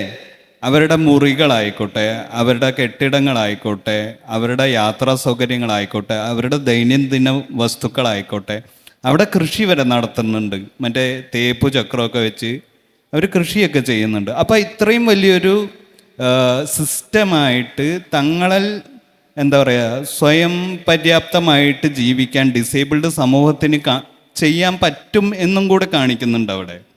അപ്പം ആ ഒരു രീതിയിൽ ഈ ഭയങ്കര ഏബിളിസ്റ്റ് ട്രോപ്പ് പറയുമ്പോഴും ആ ഒരു രീതിയിൽ ആ സിനിമ കാണിക്കുമ്പോൾ അതിനെ പോസിറ്റീവായിട്ട് അക്സെപ്റ്റ് ചെയ്യാനുള്ള ഒരു സ്പേസിനും കൂടിയിട്ടാണ് ഞാൻ ഈ സിനിമയെ ഒരു രാഷ്ട്രീയപരമായിട്ട് അനലൈസ് ചെയ്യുന്ന ഒരു വ്യക്തി എന്നുള്ള നിലയ്ക്ക് ഞാൻ കാണുന്നത്. രണ്ടും കാണാൻ പറ്റും. എനിക്കിപ്പോൾ ഇദ്ദേഹത്തിന് ഇൻസ്പയർ ചെയ്ത ഒരു കഥാപാത്രത്തിന് ഇൻസ്പിരേഷനിൽ ആണെന്ന് അംഗീകരിച്ചുകൊണ്ട് തന്നെ അതിൻ്റെ പോർട്രേയിലുള്ള പ്രശ്നങ്ങളും എനിക്ക് ചൂണ്ടിക്കാണിക്കാൻ പറ്റും. അങ്ങനെയാണല്ലോ കുറച്ചും കൂടെ ബെറ്റർ സിനിമകൾ ഉണ്ടാകുന്നത്. ഇപ്പോൾ ഓപ്പറേഷൻ ജാവയിലാണെന്ന് തോന്നുന്നു, ഓപ്പറേഷൻ ജാവയിലാണെന്നാണ് എൻ്റെ ഓർമ്മ. വില്ലന്മാരുടെ കൂടെ പോകുന്ന ഒരാളായിട്ട്, ഈ കള്ളക്കടത്തുകാരുടെ കൂടെ പോകുന്ന ഒരാളായിട്ടൊരു ആംപ്യൂട്ടി ആയിട്ടുള്ള ഒരു ഡ്രൈവറിനെ കാണിക്കുന്നുണ്ട്. കൈയില്ലാത്ത ആ ഡ്രൈവറിനൊരു കൈയില്ല. എനിക്ക് വളരെ കാഷ്വലായിട്ട് അയാൾക്ക് സ്ക്രീൻ സ്പേസേ ഇല്ല കേട്ടോ. അയാൾ വരുന്നു, ജീപ്പിൽ കയറുന്നു, ഇവരെ പിക്ക് ചെയ്ത് കൊണ്ടുപോയിട്ട് ഒരു സ്ഥലത്ത് ഡ്രോപ്പ് ചെയ്യുന്നു, ഇത്രയേ ഉള്ളൂ സാധനം. പക്ഷേ ആ ഡ്രൈവർ ആംപ്യൂട്ടി ആണെന്നുള്ള ഒറ്റ കാരണം കൊണ്ട് എനിക്കത് ഭയങ്കര പോസിറ്റീവ് പോർട്രയലായിട്ട് തോന്നി. കാരണം ആംപ്യൂട്ടി ആയിട്ടുള്ള ഒരു ഡ്രൈവറിനെ കാണിക്കുന്ന സമയത്ത് നിങ്ങളൊരു വാഹനത്തിൽ ആ വാഹനത്തിനെ വലത് കൈ ഇല്ലാത്ത ഒരാൾക്ക് ഓടിക്കാൻ പറ്റുന്ന വണ്ണത്തിൽ നിങ്ങൾക്ക് മോഡിഫൈ ചെയ്യേണ്ടി വരും, ആക്സസിബിൾ ആക്കേണ്ടി വരും. അങ്ങനെ ഒരു മനുഷ്യൻ ഈ പറയുന്ന ഡാർക്ക് കള്ളക്കടത്ത് ടീംസിൻ്റെ ഒക്കെ ഒരു ഇതായിട്ട് പോവുകയാണെങ്കിൽ അങ്ങേരുടെ റേഞ്ച് എന്തായിരിക്കും എന്ന് ആലോചിച്ചൊക്കെ. പ്രത്യേകിച്ച് ഒരു സാധനം ചെയ്യാതെ ഭയങ്കര കാഷ്വലായിട്ട് ഭയങ്കര നമ്മളെയൊക്കെ എന്നാൽ പിന്നെ കള്ളക്കടത്തിലേക്ക് ഇറങ്ങിയാലോ എന്ന് തോന്നിപ്പിക്കുന്ന ടൈപ്പിലൊരു കാഷ്വൽ ക്യാമിയോ ആണ് അവിടെ നടന്നത് എന്നുള്ളത് വളരെ കുറച്ച് പേർക്കേ കണക്റ്റ് ആവുള്ളൂ. അപ്പോൾ അത്തരത്തിലുള്ള വളരെ കാഷ്വലായിട്ടുള്ള ഞാൻ പറയട്ടെ, മലയാള സിനിമയിൽ മുഖ്യധാര കഥാപാത്രങ്ങളായിട്ട് ഡിസേബിൾഡ് വ്യക്തികൾ വന്നേ പറ്റൂ എന്നുള്ള സാധനങ്ങൾക്ക് ക്വാളിഫൈ ചെയ്യുന്നതിന് മുന്നേ നിങ്ങൾ കാഷ്വലായിട്ട് കൂട്ടത്തിൻ്റെ ഇടയിലും ഗ്രൂപ്പിൽ ഒരാളായിട്ടും ഫ്രണ്ട്സിൽ ഒരാളായിട്ടൊക്കെ ഡിസേബിൾഡ് ആൾക്കാരെ കൊണ്ടുപോവാ. നമ്മളൊക്കെ നോർമലാണെന്ന് ആൾക്കാരെ അറിയട്ടെ. ഇപ്പോൾ മലയാള സിനിമയിലെ ആൾക്കൂട്ട സീനുകളിൽ നിങ്ങൾ 100 വർഷത്തെ മലയാള സിനിമകളുടെ ചരിത്രത്തിലെ ആൾക്കൂട്ട സീനുകൾ മൊത്തം എടുത്ത് നോക്കിക്കോ. എത്ര ആൾക്കൂട്ട സീനുകളിലെ ആൾക്കൂട്ടങ്ങളിൽ ഡിസേബിൾഡ് ക്യാരക്ടേഴ്സ് ഉണ്ടാവും? അപ്പോൾ അങ്ങനെയൊക്കെ നമ്മളെ കൊണ്ടുവന്ന് നമ്മളും ഈ സമൂഹത്തിൻ്റെ അംഗങ്ങളാണെന്നൊക്കെ നോർമലൈസ് ചെയ്ത് വെക്കേണ്ടതും സിനിമയിലെ ഈ പറയുന്ന എല്ലാ ഡിപ്പാർട്ട്മെൻറ്റിലെയും ആൾക്കാരുടെ ഉത്തരവാദിത്തമാണ്. അങ്ങനെ നോർമലൈസ് ചെയ്യുമ്പോഴേ ഈ പറയുന്ന ഇൻസ്പിറേഷനപ്പുറം കൂടി നമുക്ക് മുന്നോട്ട് പോകാൻ പറ്റുള്ളൂ എന്നേ ഉള്ളൂ. അല്ലാതെ ഒരു കഥാപാത്രത്തിനെ ഇൻസ്പിറേഷനിലാക്കി കാണുന്നതിലൊരു തെറ്റുണ്ടെന്ന് എനിക്ക് തോന്നുന്നില്ല. അങ്ങനെ കാണിക്കുന്നത് നല്ലതുമാണെന്നേ. ഏതെങ്കിലും ഒരു കഥാപാത്രമായിട്ട് നമുക്ക് റിലേറ്റ് ചെയ്യാൻ പറ്റണമല്ലോ. നമുക്കും കൂടി വേണ്ടിയുള്ളതാണല്ലോ സിനിമ, നമുക്ക് ആസ്വദിക്കാനും കൂടി വേണ്ടിയിട്ടുള്ളതാണല്ലോ. അപ്പോൾ അത് ഒരിക്കലും ഞാൻ തെറ്റാണെന്ന് പറയില്ല, അത് അംഗീകരിക്കുന്നേ ഉള്ളൂ, പൂർണ്ണാർത്ഥത്തിൽ അംഗീകരിക്കുന്നു, അങ്ങനെ വേണമെന്ന് പറയുകയും ചെയ്യുന്നു. Thank you. എൻ്റെ പേര് ദിൽബർ. ഞാൻ സെഷന് കുറച്ച് ലേറ്റായിട്ട് എത്തി, അപ്പം റിപ്പീറ്റേഷൻ വരാണെന്നുണ്ടെങ്കിൽ ക്ഷമിക്കണം. ഇപ്പം ശബരി പറഞ്ഞ കാര്യത്തിനോട് ആഡ് ചെയ്യാണ്. ഇപ്പം ജനറൽ ആയിട്ടുള്ള ക്യാരക്ടേഴ്സിൽ ഡിസേബിൾഡ് ആയിട്ടുള്ള ആളുകൾ വരണം എന്ന് വെച്ച് കഴിഞ്ഞാൽ സൊസൈറ്റിയിൽ നോർമലായിട്ടുള്ള ഒരാളാണ് എന്നുള്ള രീതിയിൽ വരണം. ഇപ്പം നമ്മൾ ഒരുപാട് ഡിസേബിൾ സെൻറ്റേഡ് ആയിട്ടുള്ള സ്റ്റോറീസ് ശ്രദ്ധിച്ചു. ഇപ്പോൾ ബാംഗ്ലൂർ ഡേയ്സിലെ പാർവതിയുടെ റോളാണെങ്കിലും അതേപോലെ ഏത് റോളാണെങ്കിലും അപ്പോൾ അതൊക്കെ ചെയ്യുന്നത് ഏബിൾഡ് ആയിട്ടുള്ള ആളുകളാണ്. അത് ചെയ്യേണ്ടെന്നല്ല, അവർ ചെയ്ത് കഴിഞ്ഞാൽ നല്ല അഭിനയിക്കാൻ അറിയുന്ന ആളുകൾ ചെയ്ത് കഴിഞ്ഞാലാണ് പടത്തിന് റീച്ച് കിട്ടുക. അപ്പം ആ ഒരു ഇതിലേക്ക് ഡിസേബിൾഡ് ആയിട്ടുള്ള ആളുകൾ ഓപ്ഷനായിട്ട് വരണം എന്നുണ്ടെങ്കിൽ അവർക്ക് നന്നായിട്ട് അഭിനയിക്കാൻ അറിയണം.